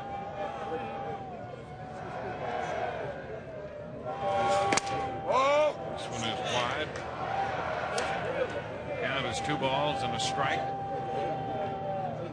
You give them the lead after 6. They are 45-2. And Larson sends this one deep to left, and that ball is out of here. Second home run of the day for Larson. That's number 40, and he's only 1 behind Lance Berkman of Rice.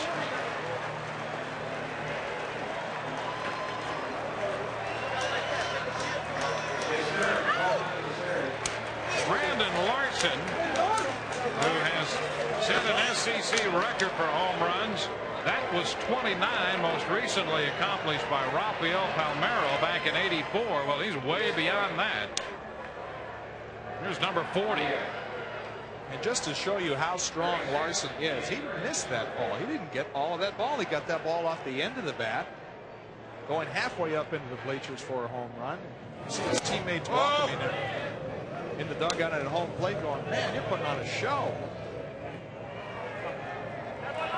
2 home runs, 1 in the 5th and 1 here in the 7th. The 1-0 pitch to Furness misses, ball 2.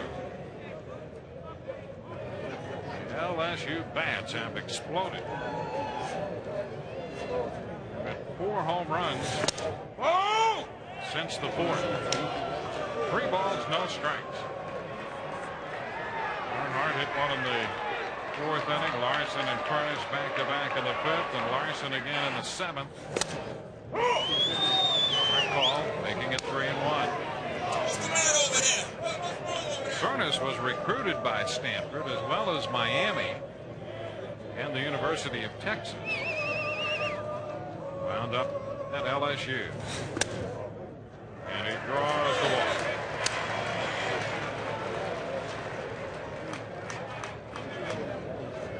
And Larson, see, he got that ball off the end of the bat. It looks kind of small with the camera, but it sure looked big to Larson. And again, he's got some strength and hits the ball a long way, but also the aluminum bats are certainly in a guy's hands like that, as strong as he is, very dangerous. Pitch to Kerner is in there for a strike. Well, you get that strength and can generate that kind of bat speed. It's a lethal combination. And if I was in the left field bleachers, I keep my head up at all times. I was going to get hurt out there. A ball and a strike. He hit it into the LSU contingent out there in left. The target is up in Tiger colors. Back into center field. Garrett will have to go get this one. It's going to be over his head and roll to the wall. Furness is hitting third. They're going to wave him to the plate. The throw is a little late as Furness scores on the double by Kerner. A double for Kerner, his 17th of the year, driving in his 63rd run. And the Tigers have those 2 runs back and again lead by 7, 9-2. They're really starting to really put on an offensive display here. Ball tailing away from Jody Garrett. Coming all the way in center field. It's very deep out there in center field, and those 2 throws had to come a long way. Not in time. Now Trey McClure. Pitches in for a strike. 11 hits for LSU. 4 have been home runs, and 3 have been doubles. So they have 7 extra base hits. 7 of their 11 hits have been for extra bases, and that has spelled a lucky combination for LSU. 1 ball, 1 strike.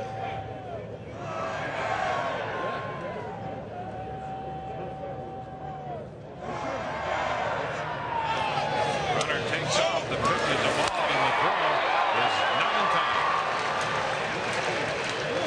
Third base, the easiest base to steal. Hogan getting a little lackadaisical on the mound, didn't pay any regard to Kerner as he was able to steal third very easily. That's his 16th steal in 20 attempts this year.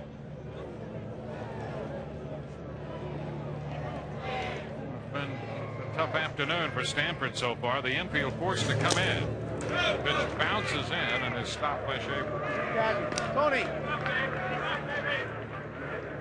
One out with a man at third. A 3-ball, 1-strike count. There's Coons, the left-hander, throwing in the bullpen. He's a junior out of West Lafayette, Indiana. Ground ball down to third. Focusing is coming to the plate, and they have Turner hung up. Tagged out by Schaefer. Going to 5-2 putout of Turner, and McClure had to hang on at first base after reaching on the fielder's choice. Stanford infield is in as they're not wanting to let LSU get any farther in front of them. And going on contact was Kerner. And Schaefer doing a nice job retiring him quick enough. So McClure could not advance to second. 2 outs in the inning. Tom Bernhardt takes a pitch outside for a ball.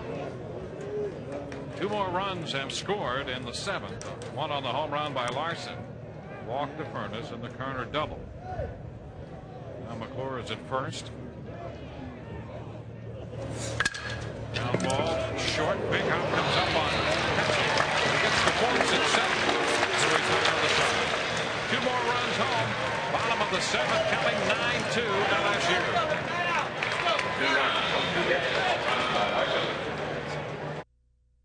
Right.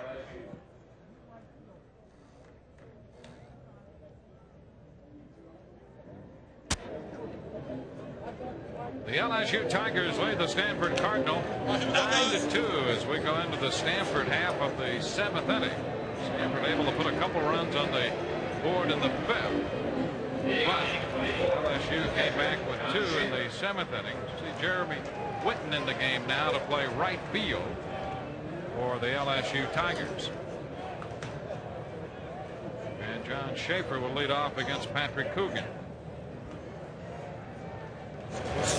Ball 1. Patrick Coogan has been dominating so far today, and now his score is to stay the same. Gives LSU a great advantage into the tournament as Coogan could be available for the championship game. LSU might throw Doug Thompson on Wednesday. Schaefer up with a count of 1-1. The 3 and 4 hitters in the series, Focusing and Schaefer. Nothing out of 12 so far. Is too low, and the count goes to 2 balls and a strike. Focusing started this College World Series with a 15-game hitting streak. Was 0 for 5 in the first game, 0 for 3 so far today. And Schaefer, who's the leading home run hitter, still looking for his first hit. Fouls this one. The count goes to 2 balls and 2 strikes. He was 0 for 2 against Auburn. Did drive home a run, and is 0 for 2 today. Stanford obviously not having as much firepower as LSU. So they have to get great performances from Focusing and Schaefer. They're more like in the meat of their order. Their 3 and 4 guys is where a lot of their offense comes from, whereas LSU, it's top to bottom with power. Wave and a miss as Coogan strikes out Schaefer to start the bottom of the 7th. Patrick Coogan. Coogan has been dominating. The thing that's been making him so effective is he has been using all parts of the strike zone. He's got the high riding fastball to represent the top half. He's also got that good breaking ball that he's been spotting down low. You're using all parts of the strike zone from top to bottom. Right there. That's pitching right there. And the strike to John Gall. You have to be impressed with the way Coogan has operated today. Handed the lead in the first when LSU scored 3, and he went right out there and went to work. He hit Kilberg with a pitch. Got a little help from his battery mate, Clint Earnhardt, who threw him out to eventually end that inning. Really except the 5th when he gave up the walk and the double, and eventually a couple runs as a result. Other than that, he has been in charge. 2 strikes on Gall. 1-2. 1-2. And it is easy to be impressed by Coogan with that great breaking ball, but what impresses me more is he pitches with it with command. He's almost spotting. 0-2, he didn't want to miss and leave it over the plate. Tries to sweep it off. And the third, foul ball. Hit on the line and then bounced out. Picked up by McClure. Ball in foul territory. Doesn't make any difference where he is. Third base umpire making sure that this crosses over third base. Wow, that's close. That was really, really close. That's a precision call by the third base umpire, Jim Graham.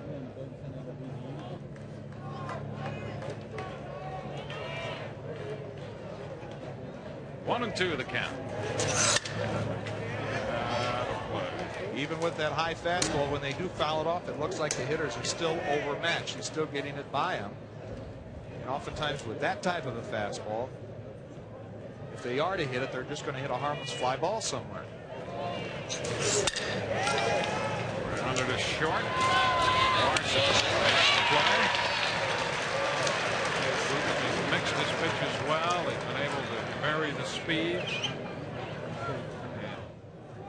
That hard breaking stuff, the good fastball.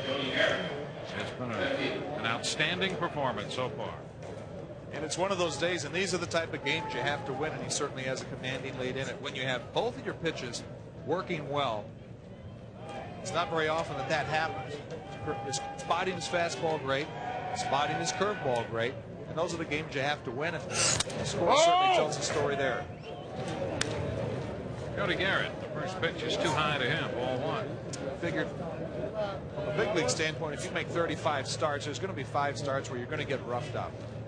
And there's going to be 5-6 starts when you have just outstanding stuff. And I can already see that my passes have made it into the building. I thought, first of all, turning around from that view, I thought that was Bruce Bochy, but I realized that it's not. Now 2 balls and a strike. What were we talking about? I've forgotten completely now. Obviously, he's trying to get a group together, not having a whole lot of success. And that's what happens when you can't hit the curveball. And the strike, so the count goes to 2 balls and 2 strikes. Have you actually figured out what he's supposed to be? I don't know if that's a... what in the world is that? Power Ranger with a dinosaur head is what I'm told. Power Ranger. Count still 2 balls and 2 strikes. Actually, not the best day in the world to be wearing that kind of headdress, you know.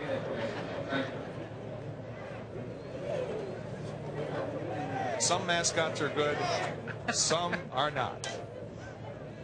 Some are just indescribable. Yeah.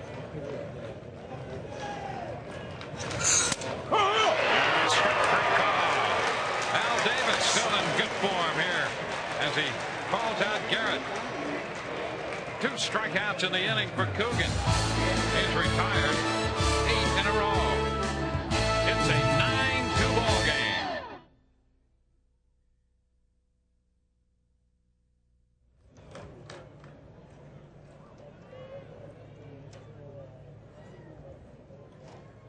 LSU has built a 7-run lead as we head into the 8th inning. It's 9-2 here at Rosenblatt Stadium. We're in second round action. Stanford and LSU advancing with wins over Auburn and Rice. And tonight those 2 teams, Auburn and Rice, will be on ESPN2 at 8 Eastern facing elimination. The loser will go home. In the other bracket, Miami and Alabama playing Monday afternoon at 3:30 Eastern on ESPN. And the losers bracket features UCLA and Mississippi State, with the loser of that game going home. That at 7:30 on ESPN. We'll start to eliminate some of the teams here with those games. First pitch, and Wes Davis takes it in there for a strike. Davis reached on a fielder's choice in the 4th inning and scored on the home run by Earnhardt. strike, 0-2.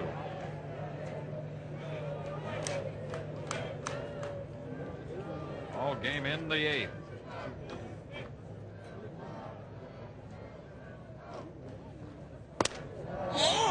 Wide.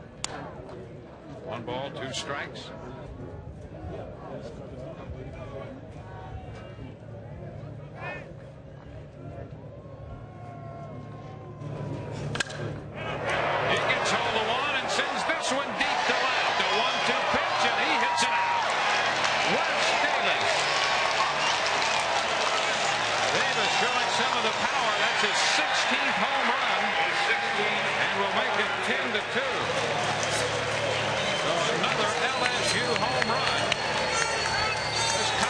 College World Series record, 5 home runs in 1 game.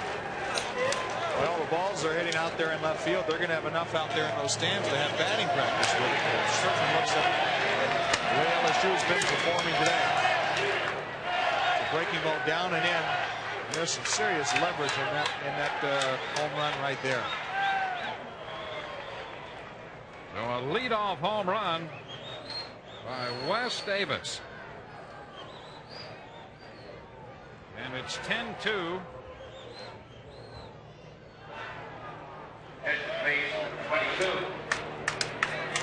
How about this home run hitting exhibition by the LSU Tigers?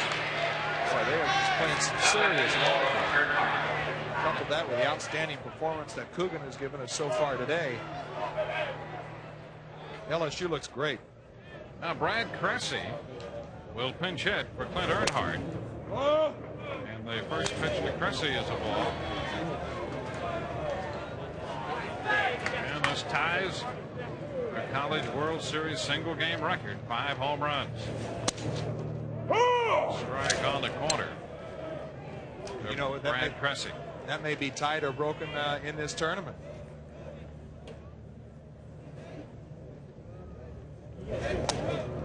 Ball. Cressy, another catcher on this club. The young man, he has some great power. This one is wide. 3 balls and a strike. His father, Mark Cressy, the bullpen catcher for the Los Angeles Dodgers.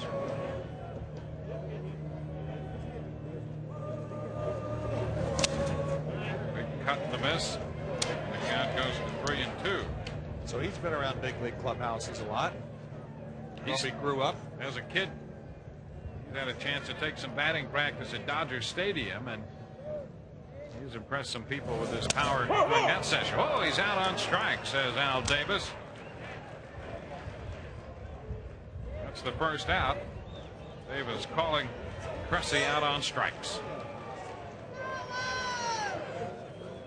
Good fastball down and away.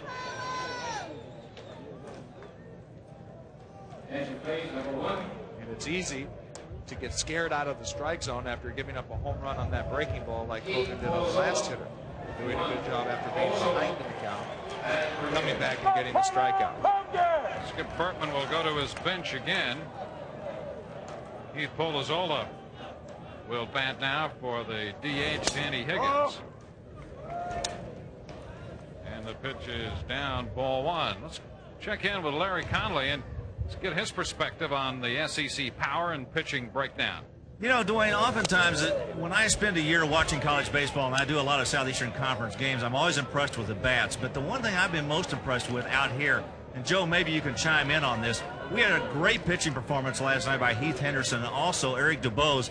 And then Coogan again on top of this. This league is loaded not only with good hitters, but I think some pretty good arms.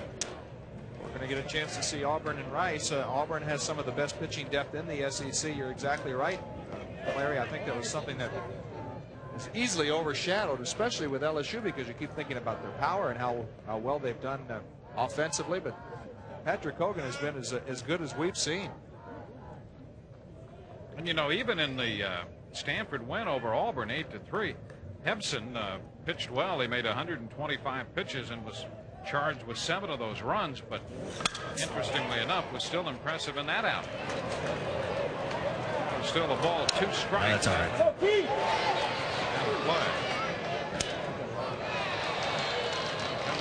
game, there's been only 3 home runs in the first 4 College World Series games.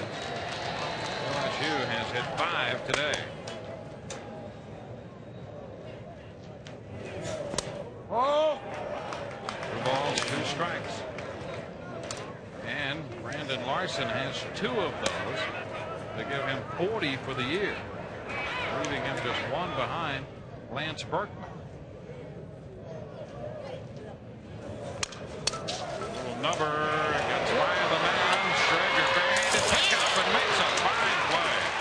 Tony Schrager, the second baseman, coming in. Only 1 chance, and that was to barehanded. He made the play. The Nike College World Series storyline to this point: LSU 10 runs, 12 hits, 2 runs, 3 hits for Stanford. 5 LSU Tiger home runs, tying a College World Series single game record.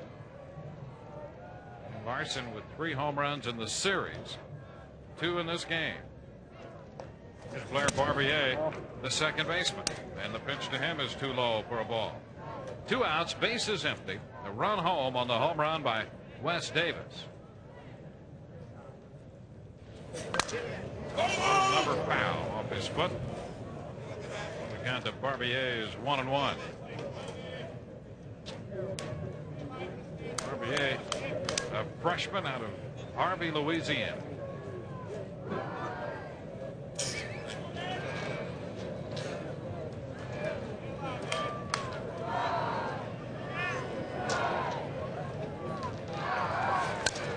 A piece of that one foul. Holding the count at 1 ball, 2 strikes. Dwayne Cogan has done a good job after giving up that home run to Davis of making the adjustment and knowing that he has to get the ball back down to be successful, especially as a left-handed pitcher like he is, to locate down in the outer part of the strike zone. Oftentimes when you release the ball with that 3/4 sidearm type angle, your fingers tend to get lazy and then they tend to get to the side of the ball, like that delivery right there, as opposed to on top and driving the ball down and away. The 2-2 pitch dropped down the right side, foul, and out of the reach of Luke Quattro and Edmund Muse. So Barbier is still alive with this 2-2 count. 2 outs. Barbier hitting in front of Brandon Larson. By the way, Larson with 2 home runs in each of his last 2 at-bats in the 5th and 7th innings. There he is on deck. J.D. Drew hit 3 home runs 2 years ago here at the College World Series. 3 home runs in a game for Florida State as a freshman. Barbier, another foul ball. So Larson, who not only is trying to catch Lance Berkman in the home run derby, the national lead, also has a chance to maybe connect for the 3rd time today. Ground ball to short. Pesci to his right, in front, makes the play. 1 run home in the 8th for LSU. It came on a home run to left by Wes Davis. And we're going into the bottom of the 8th, 10-2, LSU leading.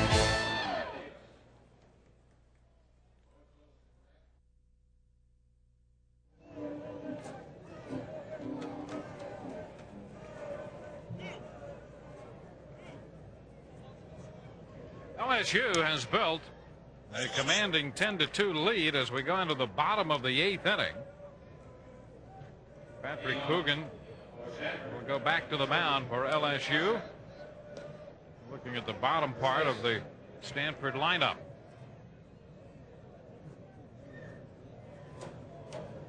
Luke Quattro drove in a run in the 5th inning. Tony Schrager, who hits behind him in the Cardinal order, has the other run batted in. Pitch is fouled out of play up the left side. Coogan doing what he has been doing all day, coming right after these Stanford hitters. Not trying to nibble on the corners. He knows he's got a good fastball today. All right, let's see if he can hit it. And as a result, he's been ahead, which has allowed him to pitch aggressively with that good curveball. Chopper foul back at first. Lerner with the grab. 2 strikes. LSU getting a little action down in the bullpen. That's Brian Daugherty, senior right-hander. He's been a veteran of College World Series trips. And I would think, Dwayne, that this may be Coogan's last inning. Pitch count starting to get up there. This has a chance. LSU is going to continue to win this game, come back in the championship game. This one is upstairs, a ball and 2 strikes. And it's also a chance for Skip Bertman to let some of his other pitchers get their feet wet and get some experience today. There is a grab made by Barbier at second base. Fletcher trying to get it through the right side, but Barbier sealing the right side of that LSU infield. And this is exactly what happens when you work fast and are ahead in the count and throwing strikes. Your fielders are sharp and on their toes. Barbier makes an outstanding play.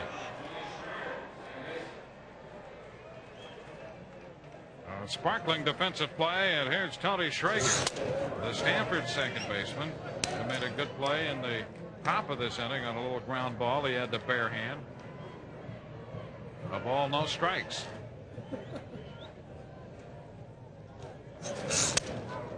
Right call. Coming into this game, Coogan had made 3 postseason appearances this year, 2 starts and 1 out of the bullpen, covering 10 innings, had 1-2 and had not given up a run. So the 2 runs he allowed in the 5th, the first postseason runs he's given up this year. This is just pretty to watch, the way he's just really going after these hitters. Patrick Coogan. When you're on the mound and you have this kind of stuff, this is when it's really, really fun. He's on automatic pilot. Ground ball, going to be a tough play, and off the glove of Larson and into short left. So Schrager is aboard. Well, Larson really would have had to pull off quite a play to make that. So Schrager has a base hit.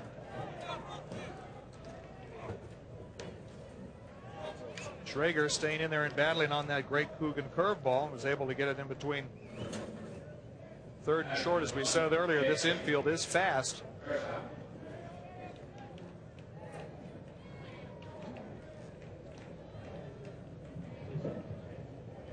And here's Pesci.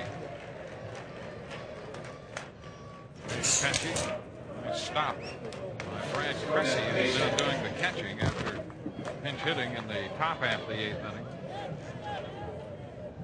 The freshman catcher, Brad Cressy.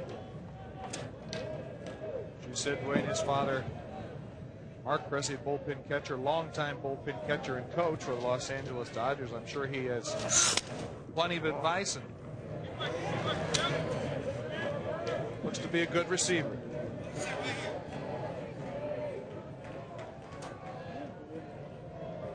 Two balls, no strikes to count. Are mad at first. That base hit, the 4th hit of the day for Stanford off Coogan. Strike on the corner. 2-1.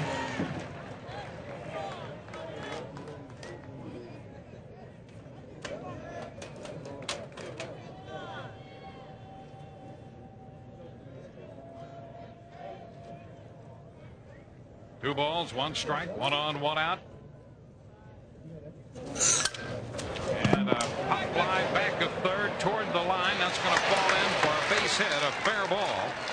Schrager stops at second, and Pesci goes the other way and drops one just fair.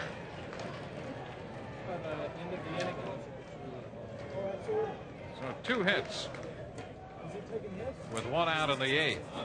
Coogan was able to get in on Pesci, but Pesci, with the aluminum bat, still having the strength to get it into the outfield.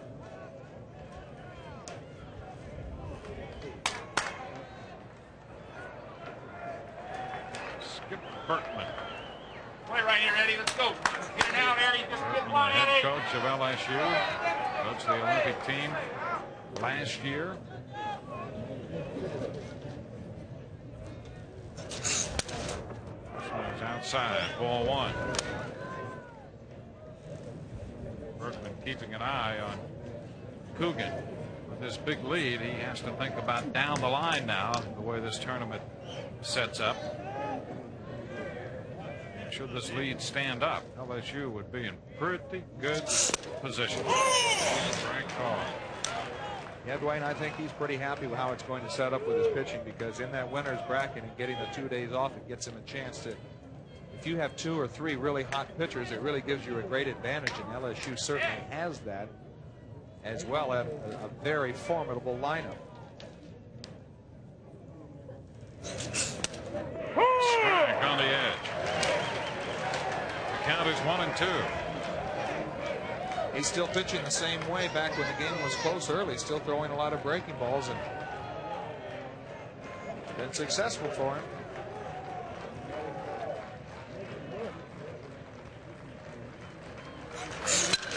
Ground ball headed to short.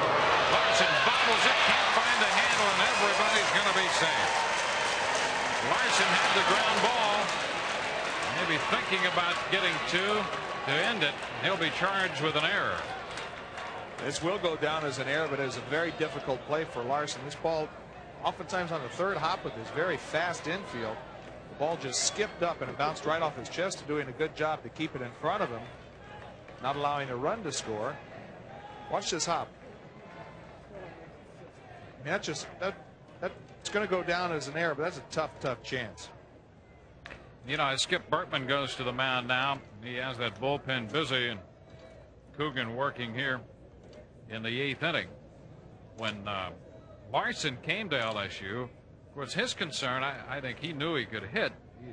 I don't know if he knew he could hit 40 home runs, but he looked at a couple of the guys they had played shortstop, Russ Johnson and Jason Williams, and he was wondering if he could do that same kind of job. And Skip Bertman has been more than pleased with the way Larson has played. Matter of fact, he says he's the best shortstop that he's had.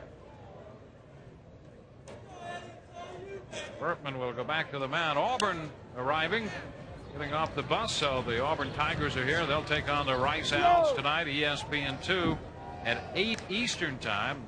There are the Rice Owls making their way off the bus and into Rosenblatt Stadium. Those teams must win to stay alive. One of them will be going home. Edmund Muth takes a strike. Muth hit the ball deep to center field. He sent Kerner back to the warning track in center field in the 6th inning. He is nothing out of 3.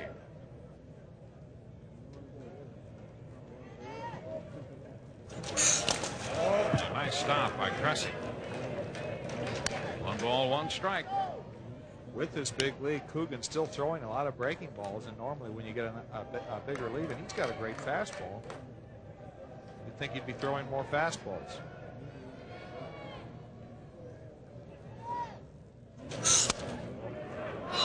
Skip Bertman is the one who is calling the pitches. It's not Brad Cressy. Up to 116 pitches now. Al Davis is yelling at Patrick Coogan. That was a fierce look right there. We've seen the jab he punches, so you don't want to upset him. Pitch just around the outside corner, wasn't called a strike, was a bit outside. And a looper in center field for a base hit. Drager scores. The bases will remain loaded as Pesci stops at 3rd. Kilborg up to 2nd base, and Muth has an RBI single. He didn't hit it hard, but he got it over the infield and into short center to make it 10-3. And Skip Bertman will go to the mound, and that's going to be it for Coogan. Game has kind of gotten away from Coogan a little bit to this point, but up to this point, he really has pitched beautifully, thrown a lot of pitches. Had both pitches working very well today. So Coogan will have worked 7 1/3 innings. And the trouble he's had here in the 8th inning, they haven't exactly torn the cover off the baseball either. Schrager reached on that ball that got into the left. Pesci looped it just fair and in the air, and Muth looped it into center. So Coogan gets a nice hand from the LSU contingent here in Omaha as he departs. It's 10-3 LSU.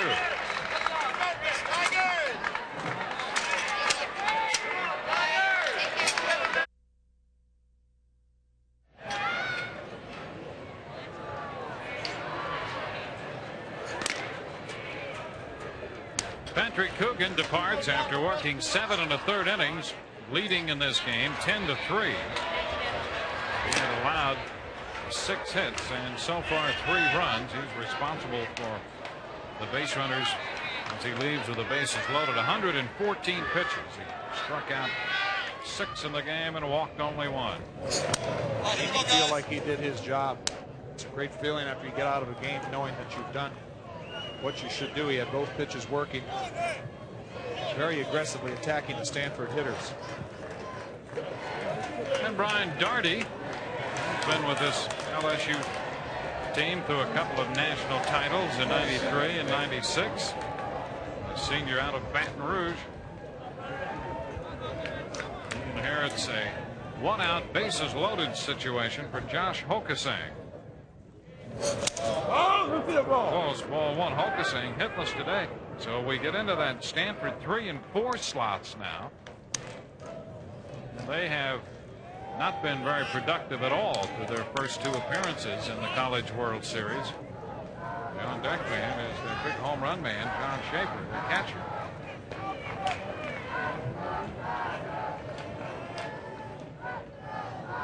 Hokasang with a 1-0 count. Pop foul straight back and out of play. The count is 1-1. When you're in dire need of runs, Stanford has a rally going here. You can't be swinging at pitches that ball almost hit Hokasang. Very aggressive. It's great to be aggressive, but sometimes it has to be within reason.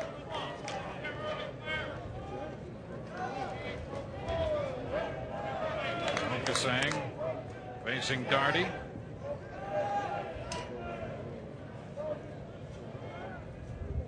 Hokasang had a big 2-run home run in the first inning of the victory over Fresno State. Pops this one up, however, infield fly. Hokasang finished the second out. Bases remain loaded as Darty gets Hokasang to pop up. More action in the LSU bullpen. Chris DeMuy. He was the winning pitcher in the game against Rice. Worked 3 innings. And here's Schaefer.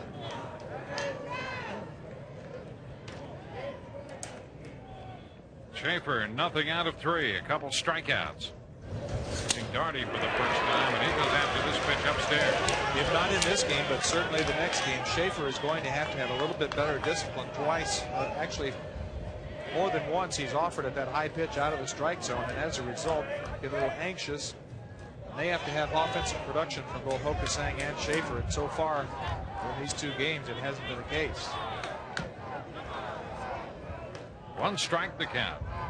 20 home runs for the year for Schaefer. Oh! Wall. 1-1, and most of his power came late. 15 of his 20 home runs came in his last 31 games. 11 in his last 19. So coming into the College World Series, he had been a hot power hitter. But cold so far. Too high. 2-1.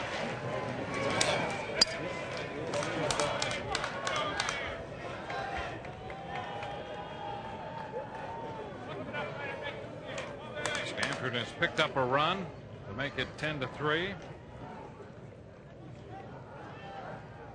We're in the bottom of the 8th. Ground ball toward third. That's going to go through. A base hit into left. Pesci scores. Another run. Kilborg comes in to score. Stopping at second is Mute. Schaefer got one through the infield. And it's 10-5. That's exactly the kind of production that Mark Marquis needs out of Hokasang and Schaefer. He's getting ready to say before that pitch was on his way, if he can hit this ball out, got a whole new ball game here. But he drives in the 2 runs here. A couple more runs, and Stanford is right back in it. So Pesci and Kilborg score on the base hit by Schaefer. Now 2 men on with 2 men out. John called the designated hitter. These will be unearned runs as a result of the way the error figures in the inning, but they count nonetheless. Roller to the right side. Furness with the pickup. Gardy on his way to cover and takes the toss to retire the side. A 3-run inning. Brandon Larson will be trying to become only the second player to hit 3 home runs in a College World Series game when he leads off. Everybody hits now. Everybody.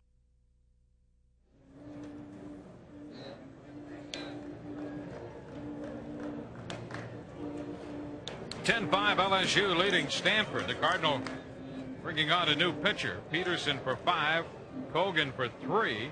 And now Josh Coons, a left-hander, will take over to work the 9th inning. And Brandon Larson will be the first man Coons faces. Larson has had a great day starting in the very first inning, when Brandon Larson single homer run to get the scoring started, stole a base in that inning, and then really turned it up in the 5th when he hit a monster home run off an 0-2 pitch. And in the 7th inning followed that with his 40th home run of the year. It started a 2-run 7th for LSU. And here's Larson leading off the 9th. J.D. Drew hit 3 home runs as a freshman for Florida State. Larson has 2 home runs in this game and now faces Coons. Oh! And the pitch is outside, ball 1. Coons has the luxury coming in of the first guy he faces is Larson. Oh! Larson a little wide for ball 2. Brandon Larson, a big home run against Rice.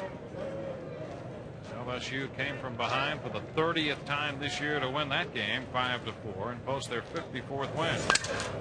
He takes a rip and fouls it back to make it a 2-ball, 1-strike count.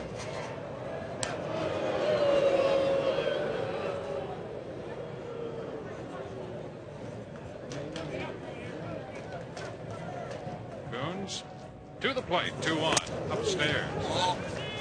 3 balls and a strike. Larson has worked the count to his favor right now, and he can really pick a pitch and afford to really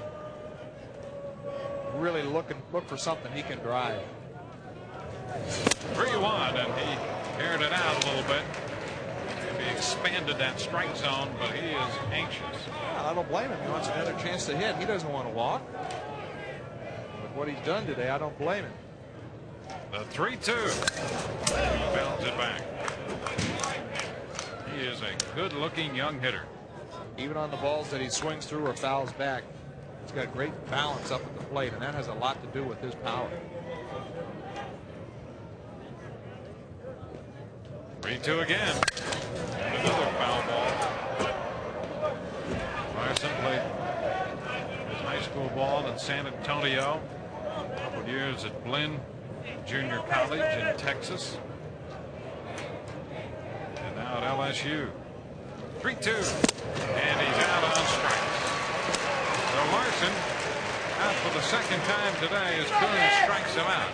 Yo, pick him up, man! For the time being, he'll have to be content with 2 home runs and 3 runs spanning in this game.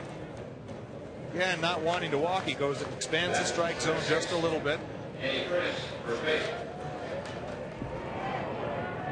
Furness, he's had a couple hits, including a home run and a walk.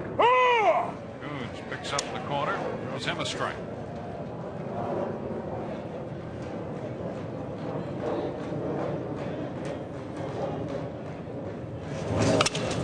Ground ball headed to the right side for the second baseman. Final time.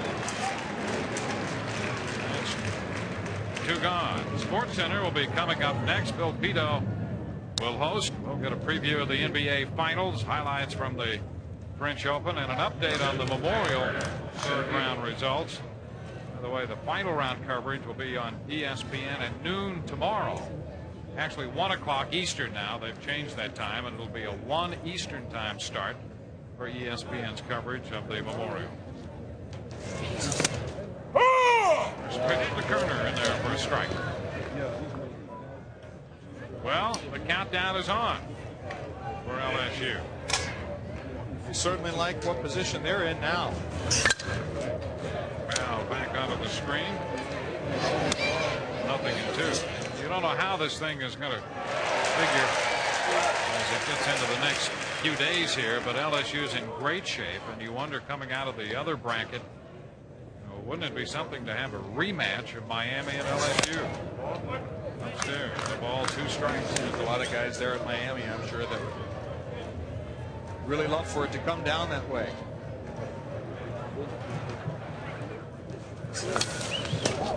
LSU has just done everything very well today. They've pitched well. They've hit a lot of home runs. That combination can be very, very tough to beat. 10-5 ball game in the 9th here. And a high fly ball back into right. Mute has a lot of room toward right center and makes that catch. Oh, the Tigers are up and down 1, 2, 3 in the 9th. Cardinal coming into bat in the bottom of the 9th, trailing 10-5.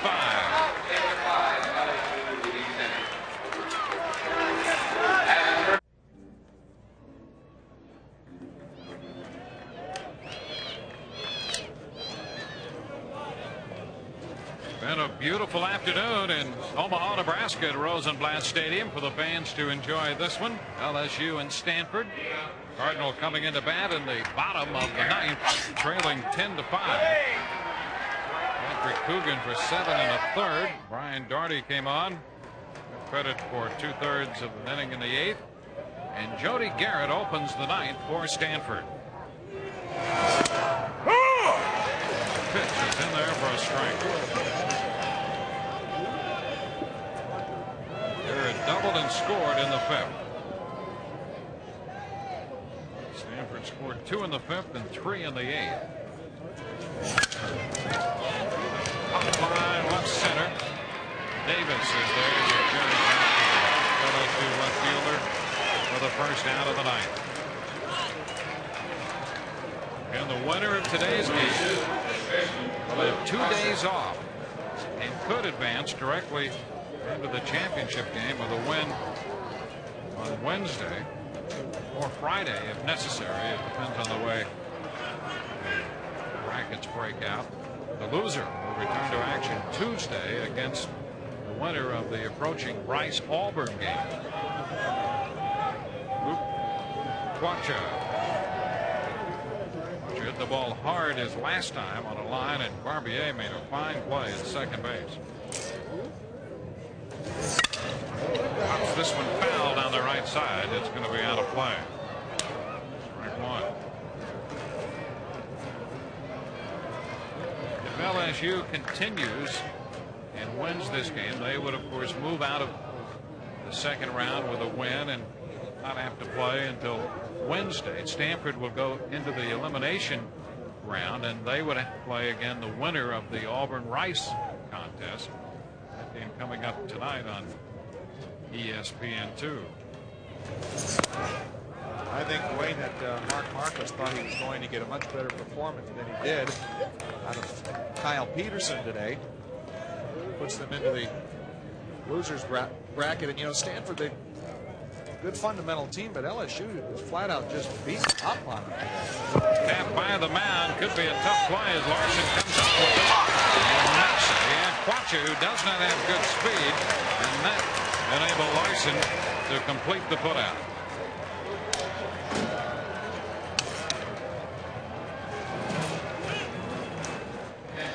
Larson doing it both offensively and defensively, making a tough play. Still had time to make the transition from the glove to the hand. He's putting on a show today. He's stolen bases, made outstanding defensive plays, hit home runs. And now Chris Clark will pinch hit for Tony Schrager with 2 outs in the 9th. Oh! Clark takes the pitch too low for a ball. Clark's had a good year. He's a senior, an outfielder, and came into this year with a career batting average of .220. He's hit over .300 this year with 9 home runs. Whoa. That one got away and sailed right back over his head. Second pitch he sees, he comes right off the bench and That'll wake you up in a hurry. 2 outs, 1 out to go here in the ninth. There's Kyle Peterson. A disappointing day. He gave up 7 runs in 5 innings. The 2-0 pitch. And there for a strike. 2-1. I always thought that was a great sequence of pitching, is to throw a ball behind the hitter's head and then come back with a ball right down the middle. Unintentionally, of course. Already trying to close this one out. And a popper on the left side. McClure into foul territory is there. And the LSU Tigers have beaten the Stanford Cardinal. It's a 10-5 final as Stanford goes out 1-2-3 in the ninth inning. A great pitching performance by Patrick Coogan, who got plenty of offensive help as the LSU Tigers hit 5 home runs today, including 2 by the shortstop Brandon Larson. And tonight we'll have more from the College World Series on ESPN2. Auburn will take on Rice. One of those teams will go home. That's an 8 p.m. Eastern Time start. Final again, LSU 10 and Stanford 5. Sports Center comes up next for Joe McGrain and Larry Conley and the rest of our ESPN crew. I'm Dwayne Stant saying so long from Omaha. This has been a presentation of ESPN, the worldwide leader in sports.